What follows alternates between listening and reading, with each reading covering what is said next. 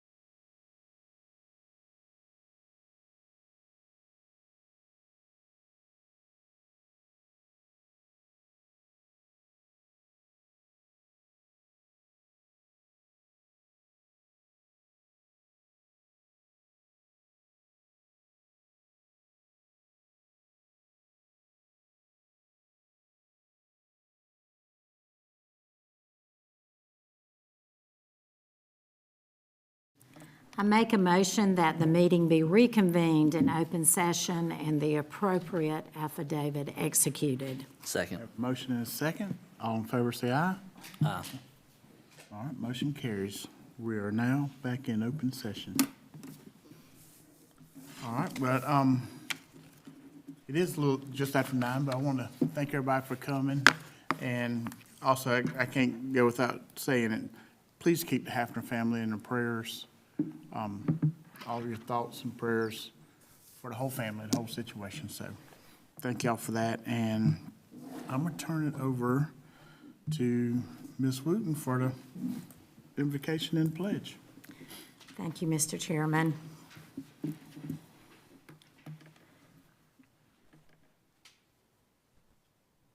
Dear Lord, as we gather to worship, open our hearts to your presence, fill this place with your spirit and our souls with your peace, that we may make the right decisions. In your name we pray. Amen. Amen. I pledge allegiance to the flag of the United States of America and to the republic for which it stands, one nation, under God, indivisible, with liberty and justice for all.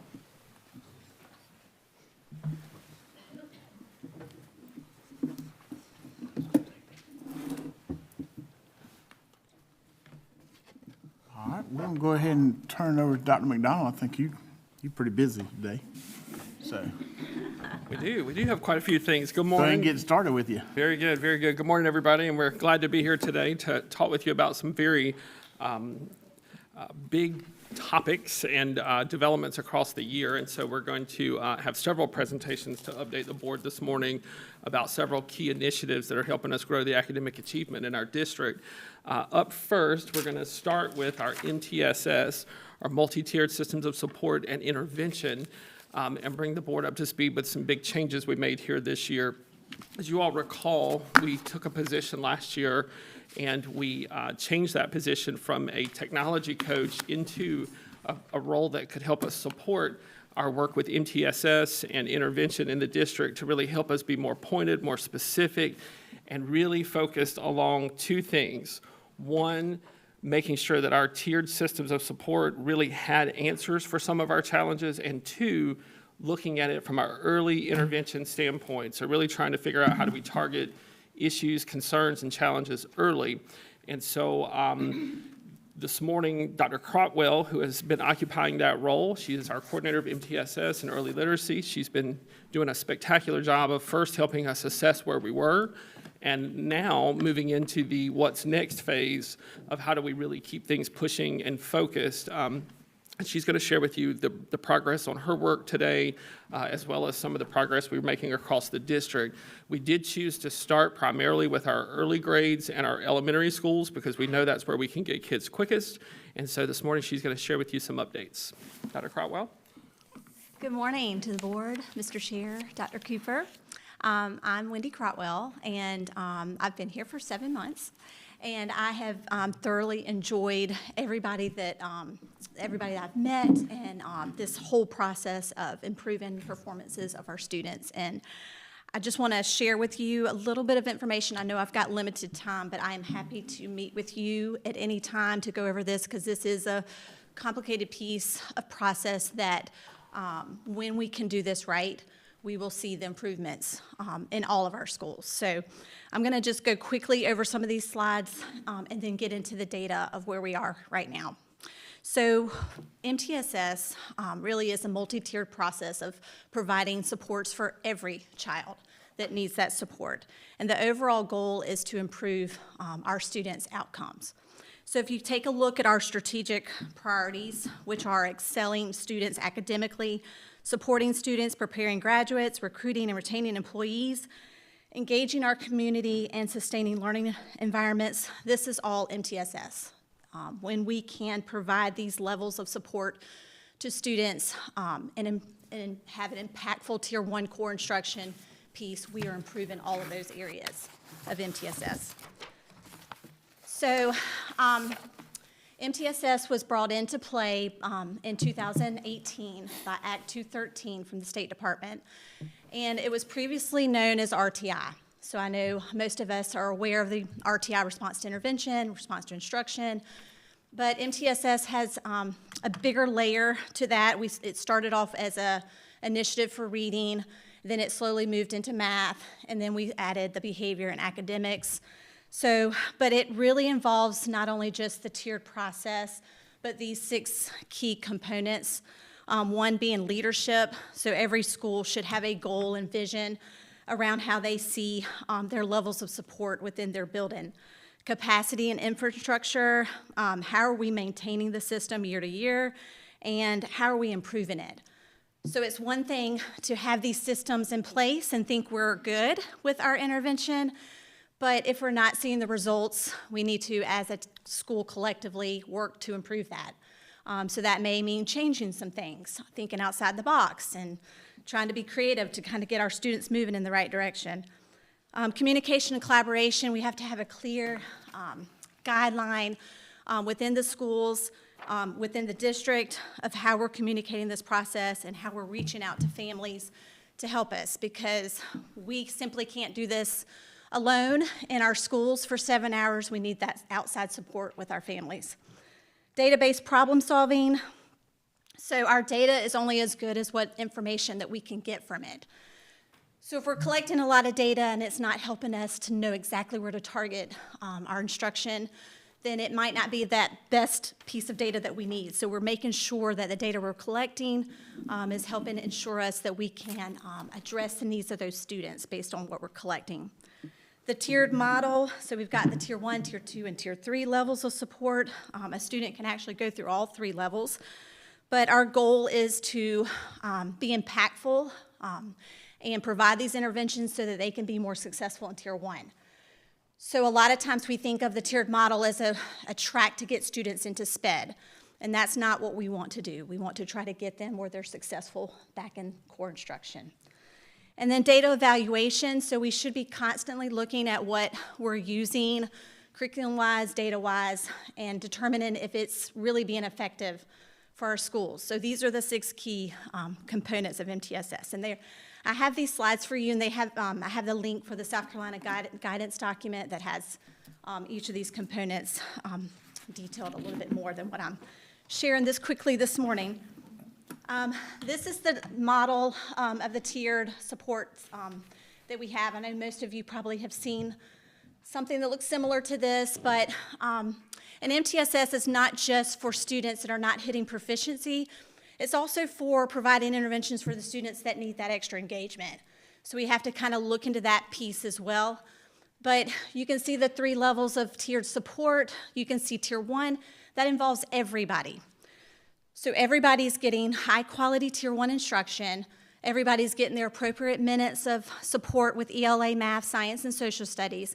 Students should not be missing any of those minutes. But as you see, there are going to be a small population of students that need additional support. Many of our students come into kindergarten already with a gap. So we have to make sure that we are providing additional support, because we only have 7 hours. We need to be as impactful as we can to try to provide these evidence-based interventions so that we can close that gap at a faster rate. So that's the goal. So you can see the level of intensity that our students can receive once they are identified as needing that support. So Tier 2 is a little bit more intensive than Tier 1 of support, and then students, if we're not seeing them making progress within Tier 2, they have to get in more intensified intervention, and that's the Tier 3 support, in hopes that we can improve their progress over time. And our interventionists are working heavily in that Tier 3 zone of level of support. And our teachers are doing Tier 2. Okay. So where are we right now in Lexington2 with MTSS? So first of all, I am so proud of Dr. McDonald and the team to hire me, first of all, to help support the coordination of MTSS and early literacy. Like Dr. McDonald said, I am working heavily on the elementary end of things, because that early intervention based on research says that if we can provide and attack these issues and concerns early on, we're going to have a far better chance of closing that gap. So we don't have high schoolers having trouble with algebra. So we want to make sure that we're attacking these skills early on so that our students can be more successful. So that's where I'm putting my emphasis on. So I've trained our interventionists. Our interventionists are wonderful. I'll talk about you a little bit later in the slides, but they've gone through extensive training with me at the beginning of the year. I've worked with them on some evidence-based methods through Orton-Gillingham. So they went through 3 full days. A lot of them have never gone through Orton-Gillingham training, but they went through that. They've gone through revamping how we collect our progress monitoring data. So we've changed a lot within Tier 3, and we have strengthened it. So a student that is at Wood receiving Tier 3 interventions in reading, if they transfer to Saluda River, they're getting the same evidence-based interventions. So we're making it more consistent, and we're making it where the interventionists are doing the evidence-based work that we know is going to help our students progress at a faster rate versus just randomly picking different things to work with students on. Okay, so we've improved that, and then we've brought in Panorama. Panorama is our intervention tool that has academic behavior and attendance interventions in there. It looks at the whole child. We look at all the data, and then it allows schools to create intervention plans specifically on their areas that they need support in. So we've been implementing that this year, which has been great to help ensure that we're actually providing these interventions and not just saying we're doing them. So we want to make sure that we have a plan in place with goals that we are monitoring so that our students are making the progress that they need. We are screening students with the dyslexia screener 3 times a year, and so that's important for us to see because it assesses their foundational skills, and it also looks at their rapid automatic naming, which is a predictor of some characteristics of students that may have dyslexia, but it's not a diagnosis, it's just a predictor. So we're looking at that along with their decoding skills. We have MTSS data meetings going on in all of our elementary schools, so I am attending those meetings to make sure that we are looking at the data collectively, we are making sure our students are getting the support that they need, and then some of our schools are even being more creative and kind of changing the way that they're doing their MTSS so that they can really focus on targeting the students that aren't making that progress. So they're spending more time working on those areas. And then we had the American Institutes of Research come in earlier this year to work with our middle and high with attendance. So that's a year-long partnership that we have with them that are working with our middle schools. So this is what we have in place currently right now for Tier 3, Tier 2, our support systems, our levels of support. So for Tier 3, you can see the Institute for Multisensory Education. That is the training that I provided for our interventionists, but they need the full 30-hour training to really be certified Orton-Gillingham teachers. But we are using methods of Orton-Gillingham for Tier 3. We're doing Heggerty that will help with our phonemic awareness with our students. And then we have Zern for math. For Tier 2, we had to find curriculum materials, high-quality materials that our teachers could access that we would have across the board. We have mixed materials, but we want to make sure that everybody has access to a high-quality curriculum that can help support. So within their embedded state-adopted materials, they have Tier 2 with Wonders and Envisions. So we've provided a guide for them to use those materials to help support Tier 2 that we know of that are of high quality. So our teachers are currently working with those. And then again, we talked about Panorama. So Panorama, again, is our intervention tool that we can help schools use to help create these intervention plans. It has a playbook embedded in it that has evidence-based interventions that they can pull for students that they're working with, that they can add to their plan, and then collect the data to make sure that they're making progress. And then MAP. MAP is our benchmark screening tool. We're using MAP growth and then MAP reading fluency. That is our indicator that gives us a predictor of where our students are with their proficiencies. So we use that to help us guide our decision making on who needs the levels of support and how we look at this throughout the year to see if they're, improving with their proficiencies. And I don't know how my time is going, but I'm going to keep going. All right, so data and results. So when I first came in, I was really heavily looking at their benchmark screeners, because with MTSS, that is the number one thing, is our universal screening. That's kind of like the temperature check to see who's running a fever. So we use that information to determine how we're going to intervene, how are we going to use our diagnostics to dig a little deeper to figure out where the real issues are and then attack with instruction. So you can see here, these are the elementary schools. First of all, this is just a sample second grade. In your packet, you have a sheet that looks like this, and I think we did give it to them. And it has the actual numbers from fall to winter. Looks like this, so that you can compare, and this actually will help you see the exact numbers of students. So if you can look at that from fall to winter of where we are. Yes? So the green is fall, and then the fall testing. In reading. In reading, yes, ma'am, in reading. So I did just pull reading for us to look at today. It's on your slides as well. But the green is fall, the blue is winter. So what we want to do is decrease the amount of students in that bottom 21st percentile. So we are working towards helping provide these evidence-based interventions to try to get them out of that 21st percentile. Just to make sure I'm reading this right, we're looking at a number of kids that are in the bottom 21st percentile from green spring to blue fall. So if green it's is fall. Fall, spring. Yes, So if and it's then- falling, that is trending that we won't, because that cohort is decreasing. It's decreasing in numbers. Yes.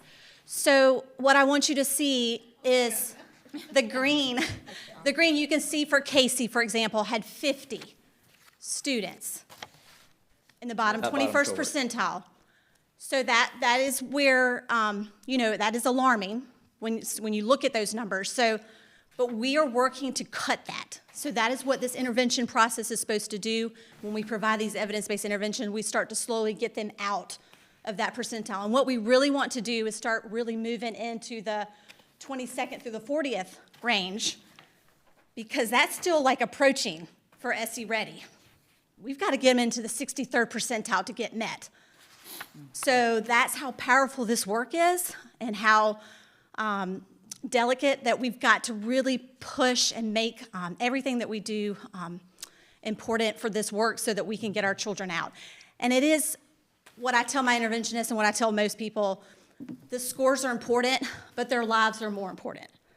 So we've got to get them where they're proficient, where they're reading, because that is the gateway skill that they have to have for their future.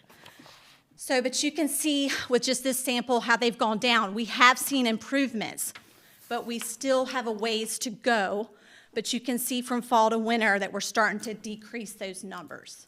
So that's what I want you to see. And that, I think, is the process of improving Tier 3 and what we're doing, and making sure they're teaching with fidelity, and then working with the schools to help with the Tier 2 part. And really, again, the Tier 1 is the most important, and making sure we have high-quality instruction with Tier 1.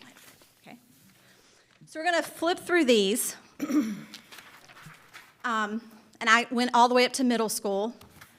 And then we're going to look at the elementary numbers of where we are with our tiers, just so that you can see.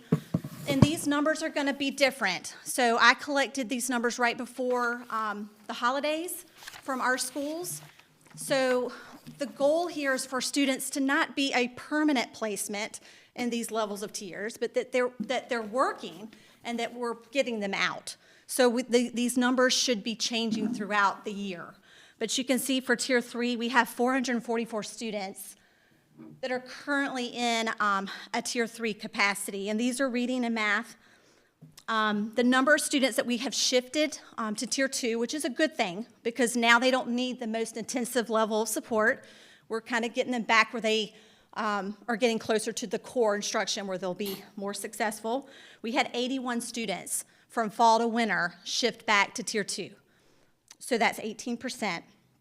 And then from tier 3 to 1, that is a very hard task to do because tier 3 is our highest level of intensity. So these are the students that need the most support. So they're usually the students that have the biggest gaps. So we're working a lot on foundational skills, even into 5th grade. I asked my interventionist what level they're working on currently, and most of them are at kindergarten to 1st grade, foundational skill levels. So we're trying to push that so that we can get them more fluent. So that usually from tier 3 to tier 1 is probably a kindergarten situation because we can get growth a little bit faster to push them back into tier 1. Real quick, can we look, I don't want to know the kids' names, but of those 9 kids, can we see if any of them are in the same class? I'd be very interested to know I that. could definitely get that for Thank you, yes. And then the number of students who improved from fall to winter in MAP, we had 262 students. So I just want you to understand how big of a deal that is. That's 59% of our tier 3 students that are moving. They are progressing. Now, what it also means is they may be improving with their percentile, but they still may be in the bottom 21st percentile. But they're moving, and that we are going to celebrate because it's working. And then tier 2, we had 567 students. Currently, that was before Christmas break. This number could be changing as we have our data meetings within schools. And we had 118 students shift from tier 2 to tier 1. So 20%, once they received some evidence-based interventions, were able to go back into tier 1. And that is a celebration. And then we had 333 that improved from fall to winter on their percentiles. Okay. Before we switch slides, tier 3 students, 262 had an improvement. Does that mean 182 stayed either the same or decreased Yes. of tier 3 folks? I mean, still great progress, but, I know. yeah. So, And to that, were there any tier 2s that fell to tier 3? Of the 566 minus 330, so 234, did any of those fall to tier 3? so that's another piece of data that I'm going to be looking into as well, because we do have shifts. I'm focusing on the ones we're getting out right here for this presentation to show where we're going. But that is definitely, we do have shifts. We have students that are in tier 2 that the data is showing they're flatlining, they're not progressing, and that they need more of an intense intervention. So we do have students shifting in to tier 3. And to be a bit of an alibi, you could have somebody that's at 0.1%, and they do basically the same test next time, and they're now in a different cohort by something tiny. So there's a fair amount of that fringe that Yep. is going to And catch you. again, like I want to say, the early intervention piece is huge. So the earlier we can intervene, because the gap isn't as wide, we can make more progress. So we really want to make sure that our students leave 2nd grade with a foundation in math and reading skills that can take them to where they can go to 3rd grade and read with success. And Dr. Crotwell, I think it's important to share that this is probably the first time for many of our schools that we've looked at these kinds of things this granular. So Yes. they're not used to seeing us be able to isolate those 4 or 5 kids this cleanly. And it's making a difference because now you can have the exact conversation for that kid. Rather than the teacher knowing it, now there's a table full of folks who know it and can start to treat some of those symptoms that we're seeing with our kids. That's been pretty powerful. We're seeing lots of evidence of that in all 6 of our elementary schools especially. Yes, and I will say, I mean, we've got a ways to go, but when I got here, that was my first task, was to ask all principals, give me a list of all your tier 2s and tier 3s. That was the first thing I asked because I wanted to dig into their data. I wanted to look at who they were. Because I've even looked at the ones that are in the bottom 21% from fall to winter, and I'm comparing who are they and why are they not moving. So I'm looking at all of that. But when I came here, they could not give me any list of students. How do you get the data? From your benchmarks and screening, from I know, MAP. but walk me through. How do y'all pull them out? How do y'all put them in the tiers? From someone that is not an educator. Okay. Who's doing the work? So the schools, the MTSS teams are meeting. And they're pulling the kids out of these classrooms? Well, it's a collective decision, so we look at the benchmark data from MAP, And that's kind of our first indicator. So all kids take the MAP test. So that's kind of the first ground level piece. That's the first, that and really a teacher recommendation are the two first pieces of data we look at. Is what is this kid doing, not doing, capable of, not capable of, and then can we validate it with our assessment? Does the assessment say the kid can't, or does the assessment say the kid can, and maybe we're just not seeing it in class? And once we get that, then we can start to build out what level are these kids? Are they really in need of, maybe it's a second grader who has absolutely no sense of how to count. That happens. Then that kid obviously is going to be in that probably much, much lower level. If it's a kid who, just struggles with those basic functions, that's a little different. They're probably going to be a little higher. So we start to kind of lay that out. You want to? And we definitely are not wanting to look at just one piece of data because we are dealing with children. So they can sometimes rush through and not do their best. So we look at multiple pieces. We collect what the teachers are seeing in the classroom along with the benchmark MAP data. And then we further, once we see that there's concerns, we do diagnostic testing. So that's where we do one-on-one testing with the children to see exactly where their gaps are. And who does that testing? So our interventionists are a big part in that. And then the Tier 2 teachers, if it's more of a Tier 2 concern, they have diagnostics through Wonders and Visions that they'll give to just see. Because sometimes when we give those diagnostics, we're like, oh, they're great. They just rush through this. So we don't want to put children in a supplement if they truly don't need it. So we want to make sure we're correct in identifying the students that truly need that supplement so that we can make the best gains in our groups of when we're working with our students. And what we're trying to do with that testing is to cut out the nonsense, redundant testing that just sits in a shelf somewhere. These are targeted just for those kids that we know the teacher has said, look, something's not right here. We need to know what's wrong. We've been able to isolate a lot more of that this year. Really, we started that work last year. But your map kind of gives you the proficiency of where, based on that assessment, this is where they are. And but we have to certainly dig deeper to see exactly where the concerns are, and those diagnostics is what leads our instruction. Because wherever those gaps are, that's what we're going to attack with instruction. Does that help? Somewhat. And then the teams meet with teachers. They meet regularly. They meet about every 6 weeks or so, and we review all the data of the students that are in Tier 2 and Tier 3, and then also Tier 1 that could possibly be shifted to Tier 2 from what the teachers collected. We've got a ways to go. We've got to really work on helping our We'll teachers. make sure we got the right amount of people to collect all this data, and we still got teachers teaching in the classroom. Absolutely. Dude. That's why a lot of It's all fabulous, what you're giving us, but So when all are of they that, teaching is what I always go back to. Exactly. all of A that lot of is these happening pieces are at the happening. beginning. And it's happening with our interventionists, that table full of folks we talk about with the MTSS team, that's our counselor involved, that's our administrators involved, that's the teacher who's going to do the work. But yes, that a lot of what's being described is typically done by the interventionist side of this. They're the ones That supporting was the that work. answer I was looking for. And those Thank you. diagnostics happen at the beginning of the year, so we do that very quickly. That's why I love when our window's set like week 1, so that we can get this data and take our diagnostics. So once you get that diagnostics, you're just going on through the year and just collecting your data to see how the children are progressing. So it's a little heavier at the beginning, but then once we get it going, we're good. And then going into the next school year, our interventionists will already know where they left off. So if they didn't get promoted or shifted, they get right back in so that we can help close that gap. Because time is our enemy. So we've got to make sure we are going day one and working with these interventions. And you all may recall last year, we started MAP testing. That was our first year, and we didn't get into that until the end of the first 9 weeks. Well, I think most of us agree that's too late. It's too late to assess. So that's why we moved that window to the beginning to as quick as we could at the start of the year. And I do believe that has paid off tremendously with identification of kids.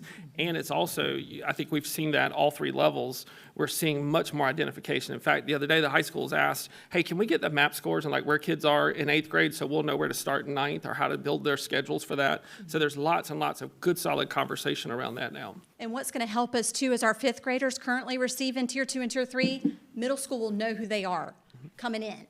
because they're, like Busby was trying to figure it out at the beginning of the year. So now we'll have a process of level support that can continue on and into middle school. And that's where we'll start to see those gaps close and our students performing at a higher rate.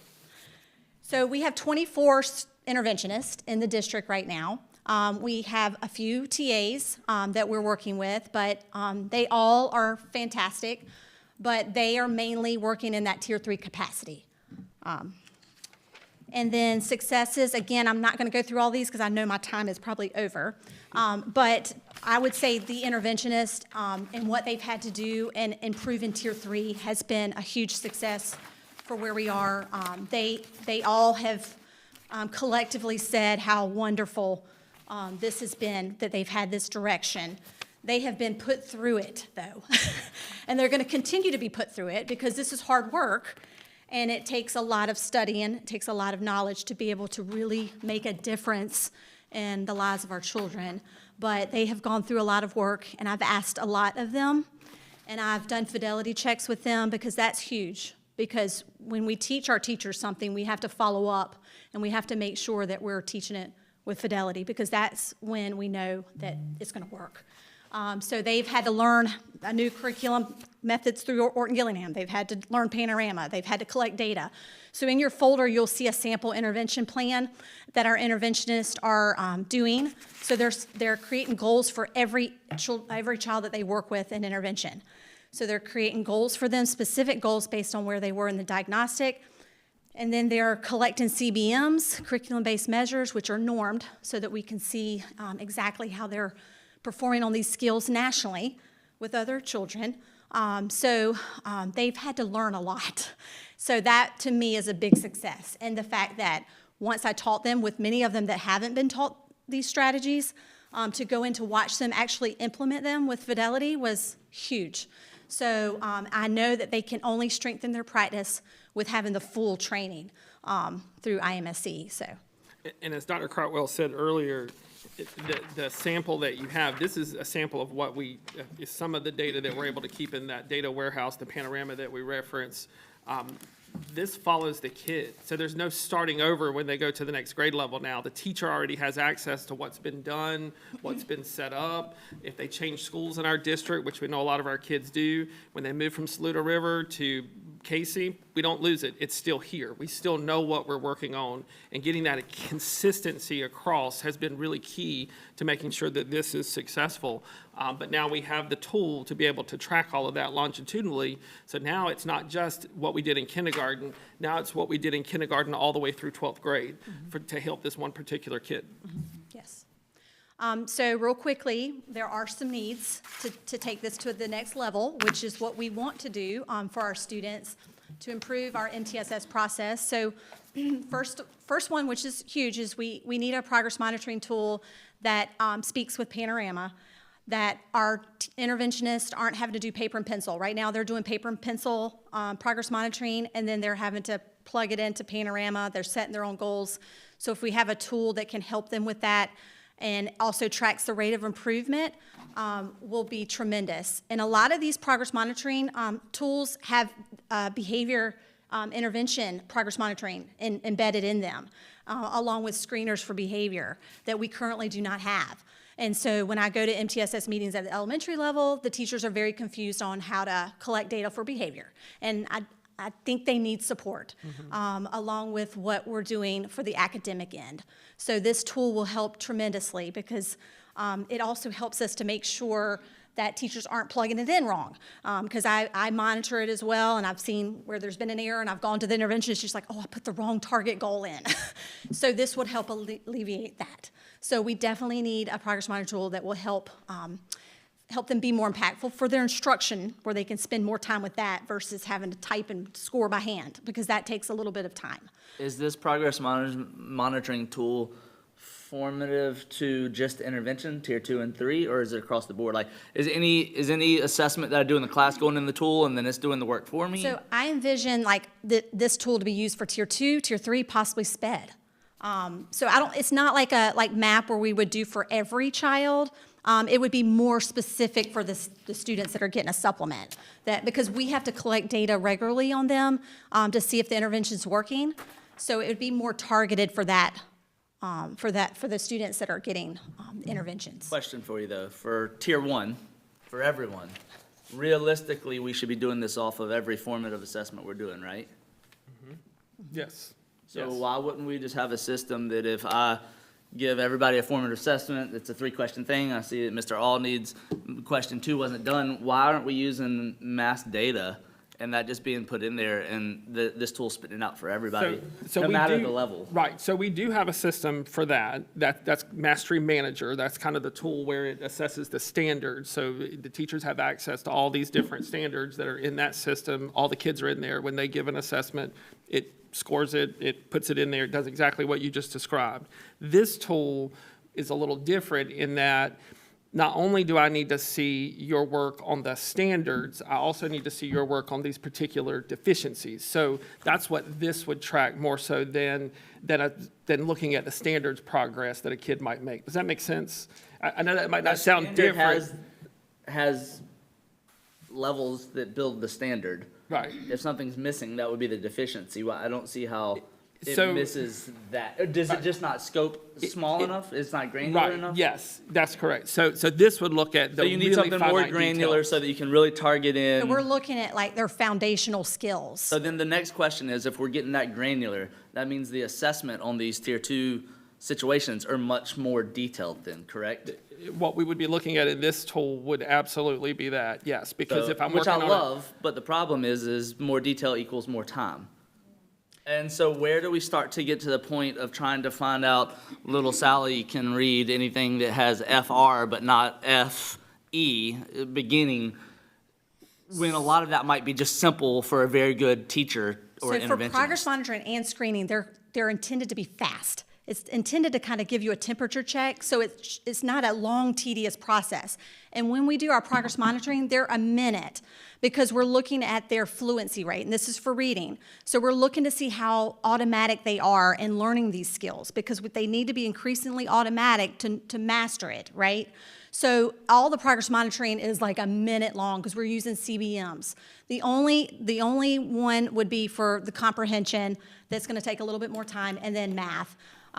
It's a little bit more. But for the reading part with the fluency and what we're trying to determine if they're accelerating is through quick measures. And so that's what this is. And then during these measures, the student is pulled out of, So they're going to intervention, and Right. so the teacher is working with them one-on-one to do these. It takes literally like 3 minutes to do an assessment. And so the children are working on their decodable readers, partner reading while we're doing that. But it's also a bi-weekly assessment. So it's not something that they're doing, Daily. every other day. So it's a bi-weekly assessment. on the tool, my big point and great answers is these tools, if we look at Panorama as the kind of, Panorama and MAP as our 2 kind of foundational spots, as we have all these other intervention tools, the more that it can be, and like, obviously the IT companies are gonna push this because they can sell you more and make more, but the more it can all be under one umbrella is I think what we want to make sure that we're doing, even if that costs us a little bit more and we've got to change them. 3 years from now, if we're under one data system for all formative, summative, all the way up, and MAP can tie into it, I personally would love to see that, because that's gonna create efficiencies that we probably still don't have. And that's exactly what this would do. Everything entered, all the questions or all the probes that these teachers are working with would go straight into that panorama management piece so that I can see that this kid needs to have a bigger plan or more robust plan. And it would also track that data. So it's like panorama is sort of the top, and this is one of those pieces in the middle to collect as we go into that. So, but yes, that is our goal as well, because I am not a fan of a whole bunch of systems either. Right, perfect, thank you. So if you could think of it like MAP is our benchmark screener. Right. And then we have our panorama that we're putting this data in.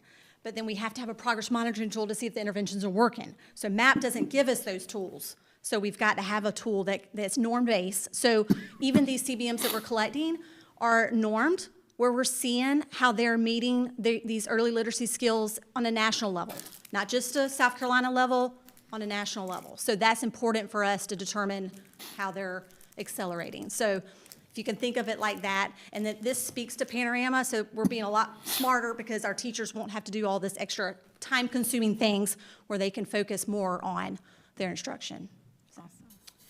Okay, so I really am going over. IMSC training, our teachers. You can blame it on me, don't feel bad. Our interventionists really need this training. I know I've talked to Dr. McDonald many, many times about this. I did provide 3 hours of methods training with them, and they have done a phenomenal job. So I can't even imagine what they're going to look like once they get this full training. But we have to train our teachers in the science of how we're teaching. And when we can train our teachers, we are going to improve overall performance of our students. So I'm really wanting our interventionists to have this full 30-hour training. And what's good is even the training I've provided them, they have taken it back to their schools and provided PD for their teachers. So it spreads. So we want to see that because we truly want all of our teachers to be interventionists because we've got to meet the needs of our kids. We have a huge amount of students that need some support, and our teachers need that guidance. But one of our schools took my slides that I presented on syllable division, and they went to their school, and they did PD with their teachers on it. So I just think we've got to equip our interventionists, and I want to get to a point in the future where we have intervention coaches that can go in and help teachers with intervention within the classroom. Yes? Could I just ask you what that 30-hour training looks like? Like, could you hire somebody to do this, get all the interventionists in a room for a week and do it? Or is it spread out all over the place, or? Yes, so it would be, the 30 hours is spread out over several days. We would bring in a person from that group, the Institute for Multisensory Education. Trainer. And they would do that training. Now, fortunately, Dr. Crotwell has been trained as a trainer, and we have at least 2 other folks who are currently instructional coaches in our buildings who have also been trained. So this would be a 30-hour training spread out over several days next year, and they do work in between those trainings, as I understand it, as they're learning more and more. So it's a year-long commitment for these folks. They wouldn't be pulled out on school days. This would be on professional development days, and they would get this training. So our intent in the budget process is to bring you a request that would include this training as well as the support materials to go along with that, because we know that for us to get that consistent intervention approach, we're going to have some significant training. Our interventionists, many of them are good teachers, but they've not been trained to be a true interventionist. And so that's what we really want to try to fix next year, make sure they have the tools. They've really responded well to what we've done this year. They need that full training. They need the certification as well, so they go through the 30 hours. It's usually a week long, 8 to 3, that they can get those 30 hours in, and then they have access to all the additional materials. Right now, they're pulling out of Google folders that I created for them. That is, and they're doing a great job, but they would have more access to resources through this training. And then there's also an additional training, morphology training, that they would need as well. But once they get this training, it's done. So they just maintain it, unless we get new interventionists that we would need to train, but that's going to be a smaller. Yeah, I just would like to see it be done expediently. You know how it took us 2 years to do letters? I mean, that just seems like a really long time. I mean, it'd be nice if This we is just 1 said, week. let's get this done. It's 1 week. That is absolutely our goal, is they would Speak to get this that, too. initial, and then we Yeah. would have those booster trainings across the year. And in addition to that, we're sort of laying this out as more of a 3 or 4 year approach. And year 1 would be get the interventionist. They've got to have it first. The second layer would be our reading coaches, because for them to go in and support the gen ed teacher side of this, they need to be in that as well. So we'd want to bring them in. Now, this group does limit the number of people in a room, so we have to be intentional with that. But our goal would be to do this over a couple of years. But with the first priority is those folks who are frontline interventionists to serve these kids.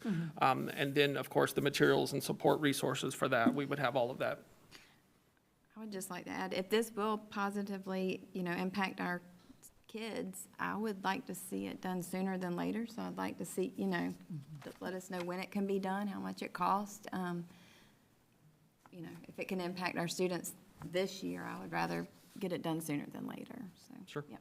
The good news is they're already getting the foundational pieces. So Dr. Crotwell's giving them those initial tools. And I will tell you, the conversations I've had with interventionists have been very positive about having the structure, knowing exactly what they're going after, knowing exactly how they support that. So I do appreciate that they have really sort of bought in, if you will, to that idea that having that structure is making the gains. And so that is a real positive for us. Well, and they've been networking with themselves. So that's been really strong. So when there's an issue, they'll go out to another interventionist and say, well, how are you handling this? But they're all together doing it. So that's been amazing, where we're not just doing different little things. We're all collectively working towards using these evidence-based practices that we know work, and we're collaborating, working, and growing together. So that's the goal. The last two things is we do need an evidence-based curriculum for Tier 3 math. We are using Zern, which has been really great, but we need something more specific that has a progression, has a scope, that we can put in the hands of our teachers that can help with the math side of things. So we need that. And then for upper grade levels up into high school, we need a reading curriculum to help support our students that need the highest level of support. Okay. Strategic goals are overall, I know we've talked about a lot of intervention work, but the main thing we have to do is improve Tier 1 core practices, because the little bit of intervention time, I want you to understand, we get 30 minutes of the additional time in Tier 2 and Tier 3. Sometimes we'll go a little bit over in Tier 3 to make it a little more intensive, but that 30 minutes is all they're getting. So that Tier 1 is got to be of high quality for our students to make movements. So I just want to put that out there, that that's a part that we are working on, and that we want to make sure 80% of our students are proficient in their skills. That is the overall goal. We should only have about 20% that truly need a supplement. So when we have 50% of students that are not meeting proficiency, we've got a lot of work to do. So, but that's the main thing. And then early identification is the key. So the earlier we can intervene when we get this data and provide these interventions, the most progress we're going to make to hitting that proficiency.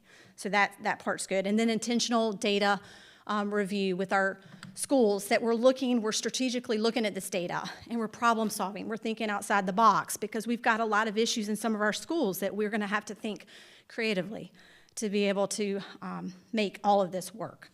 So final thoughts, I just want to leave you with this classroom. This is an actual classroom in our district. This is a second grade classroom.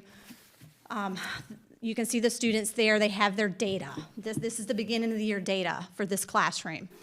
So when we look at this data, 80%, are they meeting their proficiency in this classroom? If we consider 80% at the 50th percentile on MAP, that would be your average. Are 80% of our students at that 50th percentile in this classroom? They're not. In fact, only 9 of the students in this classroom are on track. So we have 10 that are not. This is an actual classroom. So we have to have supports put in place to help these students progress. And so we need strong evidence-based curriculums, tools, and supports to be able to improve this. And so I think we can do it. I know we can do it. We've got the right people, but we just have to get some more tools to help us along. So I thank you. I know that was very long. I just have one question. When I talk to elementary school teachers about academic performance, most of them say the same thing, class size. And do you think our class sizes are at a small enough level that we can provide the individual, interventions and things that is called for here? It's interesting with the class size debate. There are studies that suggest that the size doesn't matter. It's the structure, it's the quality of teacher. If the teacher has the right training, resources, and access, it's the quality. There are also studies that suggest that when you have classes that look like this, smaller is better. There is no right or wrong in the number. I will tell you from the research I've done on class sizes in our area, in other districts like ours, we're doing pretty good when it comes to class size. To have an average of 19, 20 in a first grade and a second grade is actually pretty good, considering that most districts schedule first and second grade at 24-1. So we've done pretty good, I think, with utilizing the resources and positions we have. I think every teacher, I know as a teacher myself, teaching 34 students in a high school social studies class, it was a lot. It was a lot to be able to support them as individuals. But I do think that again, teacher quality, consistent resourcing, and helping with these kinds of standout challenges are probably our more critical task than making that class size significantly smaller. Everybody wants smaller class sizes. Yes, everybody would love that. But I'm not sure that's the most practical way to get what we need without doing some deeper diving work. So yes, yes and no, I guess is an answer. And I will say, I think we can improve this if, again, we attack these issues early on, meaning pre-K, and I wish we had universal pre-K, but pre-K, K, and first, because they have to have that strong foundation in numeracy, in literacy, to be able to be proficient by the time they get into second grade. So I do think class sizes, it would be wonderful to have them small, but like that's truly where we've got to make sure, and that's not just what I'm saying, is what research is saying as well. No, I just wanted to thank you for the presentation. Thank you for the information. It is valuable to us as a board to understand how all of this works. You know, we have map testing now, so we can identify the need, and with these systems now we can know better how to address the need. And I do want to mention that just a few years ago, we didn't have a way to even truly monitor student progress throughout the year. We only got the surprise at the end of the year, and that was unacceptable. So thank you all for the work that you're putting in. It is noticed, it is appreciated, and it will help our kids. And I just wanted to just say that. And also, now that we are doing map testing 3 times a year, I know, Dr. McDonald, you've talked about how that we've been able to reduce some of the classroom assessments that the teachers were having to do because they're being assessed through map testing. So I just want to make sure that we're still evaluating that we're not duplicating any efforts, and that we're giving our teachers any opportunity to teach. That is our goal. Our goal is to get rid of anything that we don't have to do. We cut one from first grade this year, I think. And we've tried to realign both times I've looked at curriculum, we've tried to realign how many of the district style assessments that we've been giving. Of course, those are really just assessing those snapshots in time. So those are critical to getting good data, and it's also critical to make sure the teacher's keeping up. You know, we this time of year, we start looking at schools and saying, okay, let's figure out, are 3rd grade teachers all on pace to be finished with the content by the time we get to testing season? And so that's what those are for. But yes, our commitment is still to keep that to a minimum as much as possible. We need the teachers teaching the skills and getting through those standards as much as they can, and that is our goal. Awesome. Thank you. Thank you. Your speed was awesome. I appreciate it. Great job. Don't feel bad about it. You mentioned IMSE, quote, needs the certification. Explain the word need there. So Let They me can- first say, I am not a big certification guy. You can go through it and never take the certification. That's just a way for private business to make money, in my opinion. But if we truly need it versus it is effective to get the training, So that's it kinda opens what I the wanna know. door for them to be able to actually become trainers themselves. So we're actually, when they need the certification to be able to take it to the next level, I taught them methods, and they've done fantastic. But again, they will benefit from having the full 30 hours through the trainer, through IMSE, to be fully certified Orton Gillingham trainers. So, and again, they can actually continue their practice, which they're building more knowledge, which is what we want them to do. But the certification, I mean, they're doing it now. Gotcha, cool. So, and I they're just wanted doing to a make great sure we job. didn't you Yeah. know, statutorily need a certification. It's more of just, No, I they mean, need to get they're trained. doing it, but we want to empower them with We this had 2 training. middle schools that were not up there for interventionists. Did they not have them, or they were just not on the slide? So for the purpose of today, we focus primarily on the elementary grades. We do have 2 middle schools that have interventionists. Our goal is to look at ways that we might be able to expand that so that all 4 When we talk have about, that. you know, like, if a kid moves from school to school and we can follow them in Panorama, Yep. they should get the same services at every We- school. we So agree with that, Let's and- make and- sure that that's, then on the same exact point, and I know we kind of talked a little bit earlier, are we making sure, and you don't have to answer this question, this is rhetorical, that those interventionists are very important? There are certain people who are going to be built for that. Are we making sure that we're not just sticking to who was there last year or who might be friends with whomever? Are we putting the best sneaking interventionist in the spot so that we're making the biggest difference for our Speak 'em kids? up. I'd love to answer that because we have stressed to our principals that we need people that can get results in those spots. And many of our interventionists, we are proving they can get results. When they've got the direction, they've got the plan, they've got the tools, they can get it. And if they can't, then it's time for the principal to look at changing that person. No harm, no foul. They were probably a great teacher. I would not be a great interventionist. I did a decent job as a teacher. And so if that's not their role, we need them back in a classroom impacting that bigger group. But yes, we are looking at that. And I will say I'm doing fidelity checks with them. So I did some in the fall. So I'm going in to observe them actually teach their intervention. So when I notice they're missing some components or need some more guidance, I will coach with them and I'll work with them. Even at the beginning of the year, like the day after the training, Riverbank was like, can you come and model a lesson? So I went out right after the training and modeled a lesson with students for them to see. So because I'm here to help support that actually helps strengthen our interventionists as well. And then, you know, at some point we may have those hard conversations with principals and school, you know. And it doesn't have to be hard. We're here for the kids, Right. not for the adults. How are we tying this in with Lex.2.5? So these kids are predominantly kids that are targeted for that work. And Right. we've been able in some cases to expand the work that they're doing in intervention time into that. So it's much more specialized than it has been in the past. So they're getting extended resource support. So when you look at kids, just as an example, some of these kids are also our ML kids.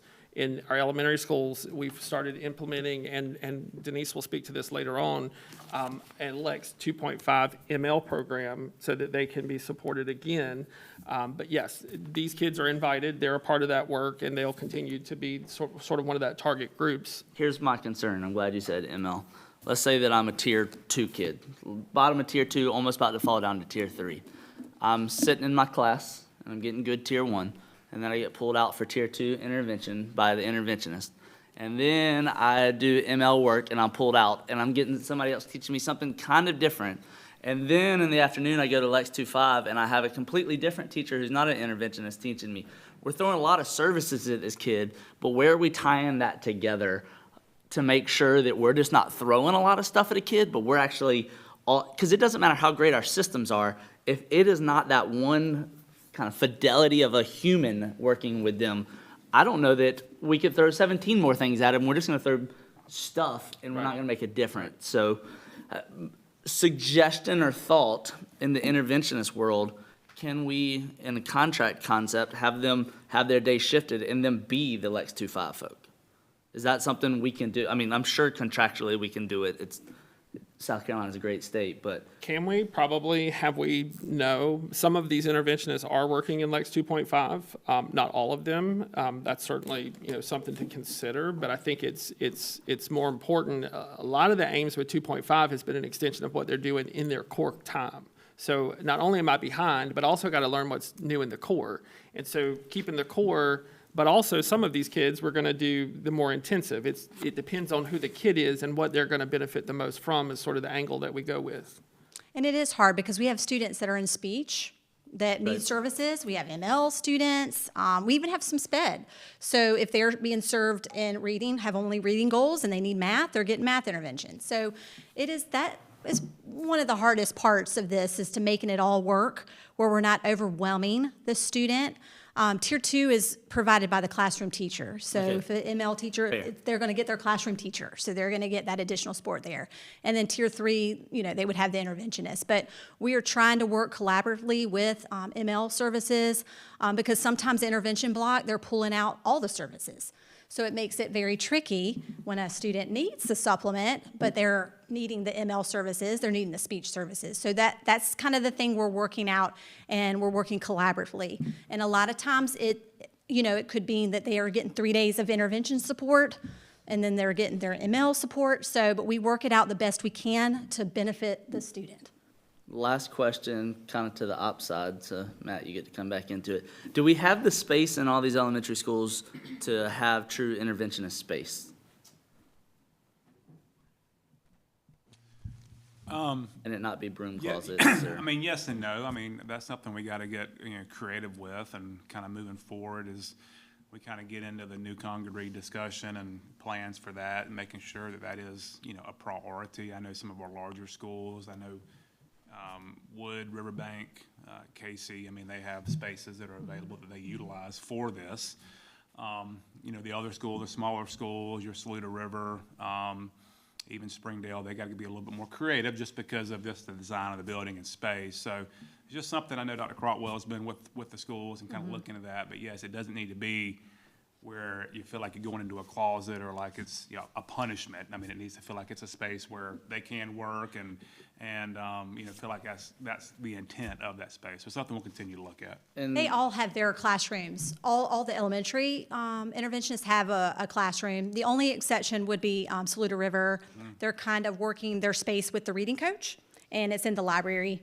But they've made it work. They have little dividers in there. And that's what I was going to suggest. If, at least in the elementary space, our libraries, square footage, student per square foot are typically pretty low. Like if you're walking through, there's not a lot of kids just hanging out in the media center.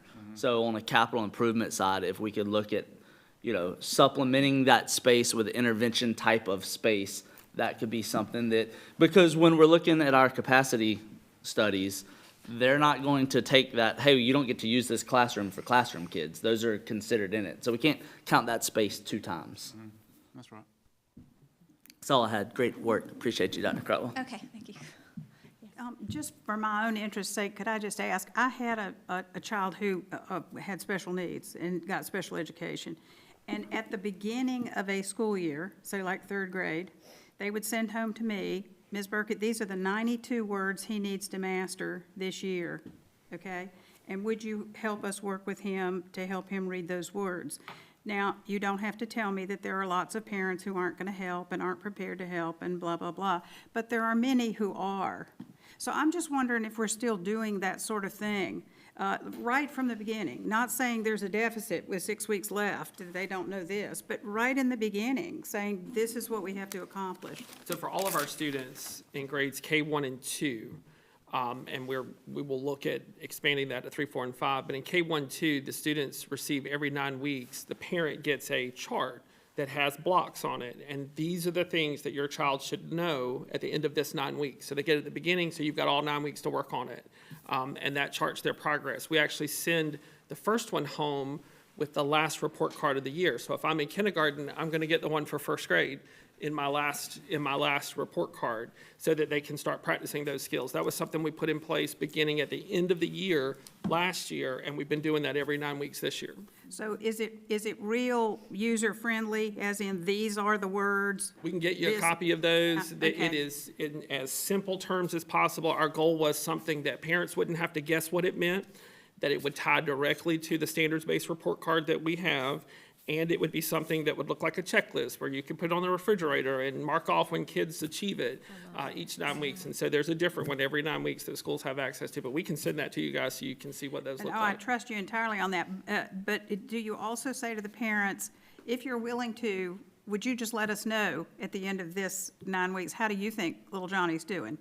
What do you think? I think some What teachers things have have- you checked off? Yes, I think some teachers have done that. I think we've Yeah, seen because some I teachers. think that if you make parents feel that they're part of the learning process and we're sort of doing this together for this little person, I think that's very helpful. Because a lot of what we sit here and talk about is absolutely opaque to people. The public is sitting here, everybody's already asleep or gone out to do their errands. Do you know what I mean? Because they don't want to hear all this. And so, I think that if you could just make it simple, if you can make them partners, I think that's really, really worthwhile. And we do have materials that we send home to families, specifically each week, that tells the families what we're working on. We have it in Spanish and English that we send home, and it tells them, the concept that they're working on, that gives them examples and things like that. And we also have decodable readers so they can practice their fluency at home, because many times the books may not be where they are reading with fluency, where they're feeling confident. So these decodable readers are words that they can decode automatically because we've taught these concepts. So they feel more successful. So we send those home. So we're doing those type things as well. Thank you. All right, anything else on that one? Thank you for the I'm so sorry. presentation. Big one. That was so good. This was a big one. We put this one That was first good. because we knew this one would have a lot of tentacles, and it does touch into so many other areas of what we do as we really get very specific and granular with how to attack some of these things. And I will say, it's been really nice over the last year and a half to watch the growth in our leaders and our teachers in now that they know what data they should be looking at and tracking and then turning it into practice. And that's really, really where we want to get folks. So we've been very pleased with that. All right, and I know it's kind of early, but I'm sorry we got a marathon ahead of us today, but we're going to take a break a minute because we actually started at 8 o'clock with the executive, and I told them we'd take a break after the first section. So we're going to take a break, and let's come back in here, 10:25 or so, give us a good 15-minute break, and we'll start back up. But thank y'all.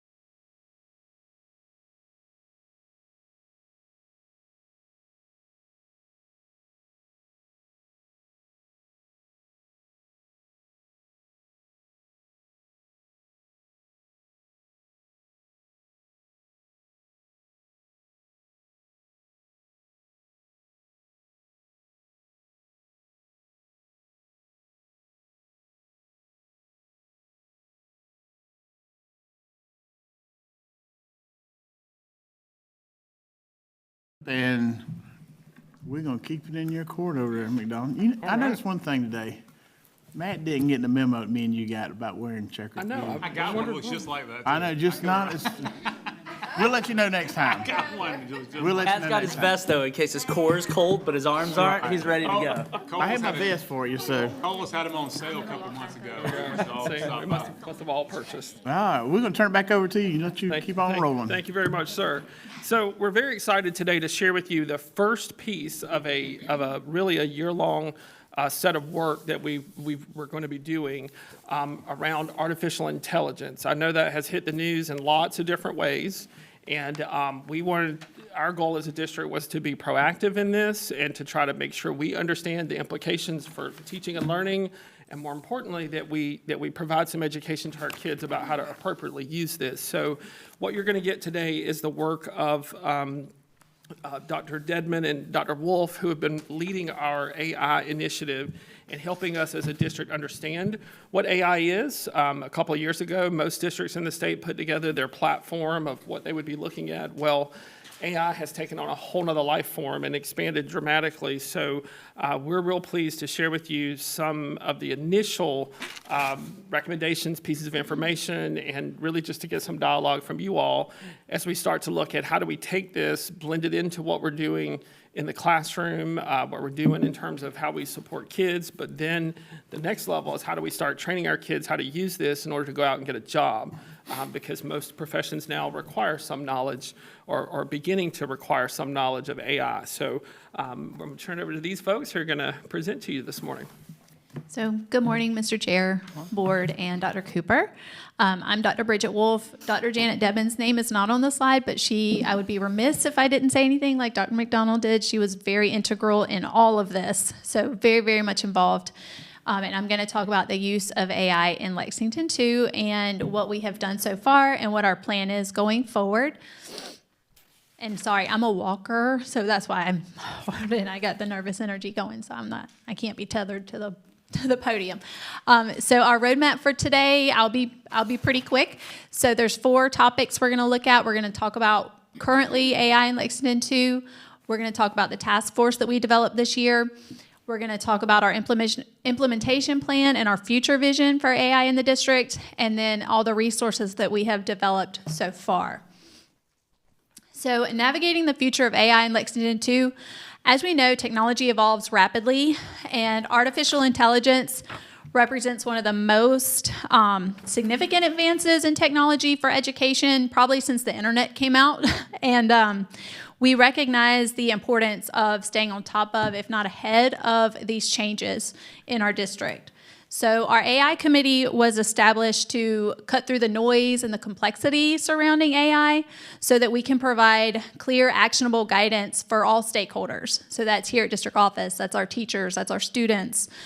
And we are committed to empowering our teachers and students to be informed, responsible, both consumers and producers of AI content. So our proactive approach, we want to ensure that we remain a leader in the state in educational innovation when it comes to using AI.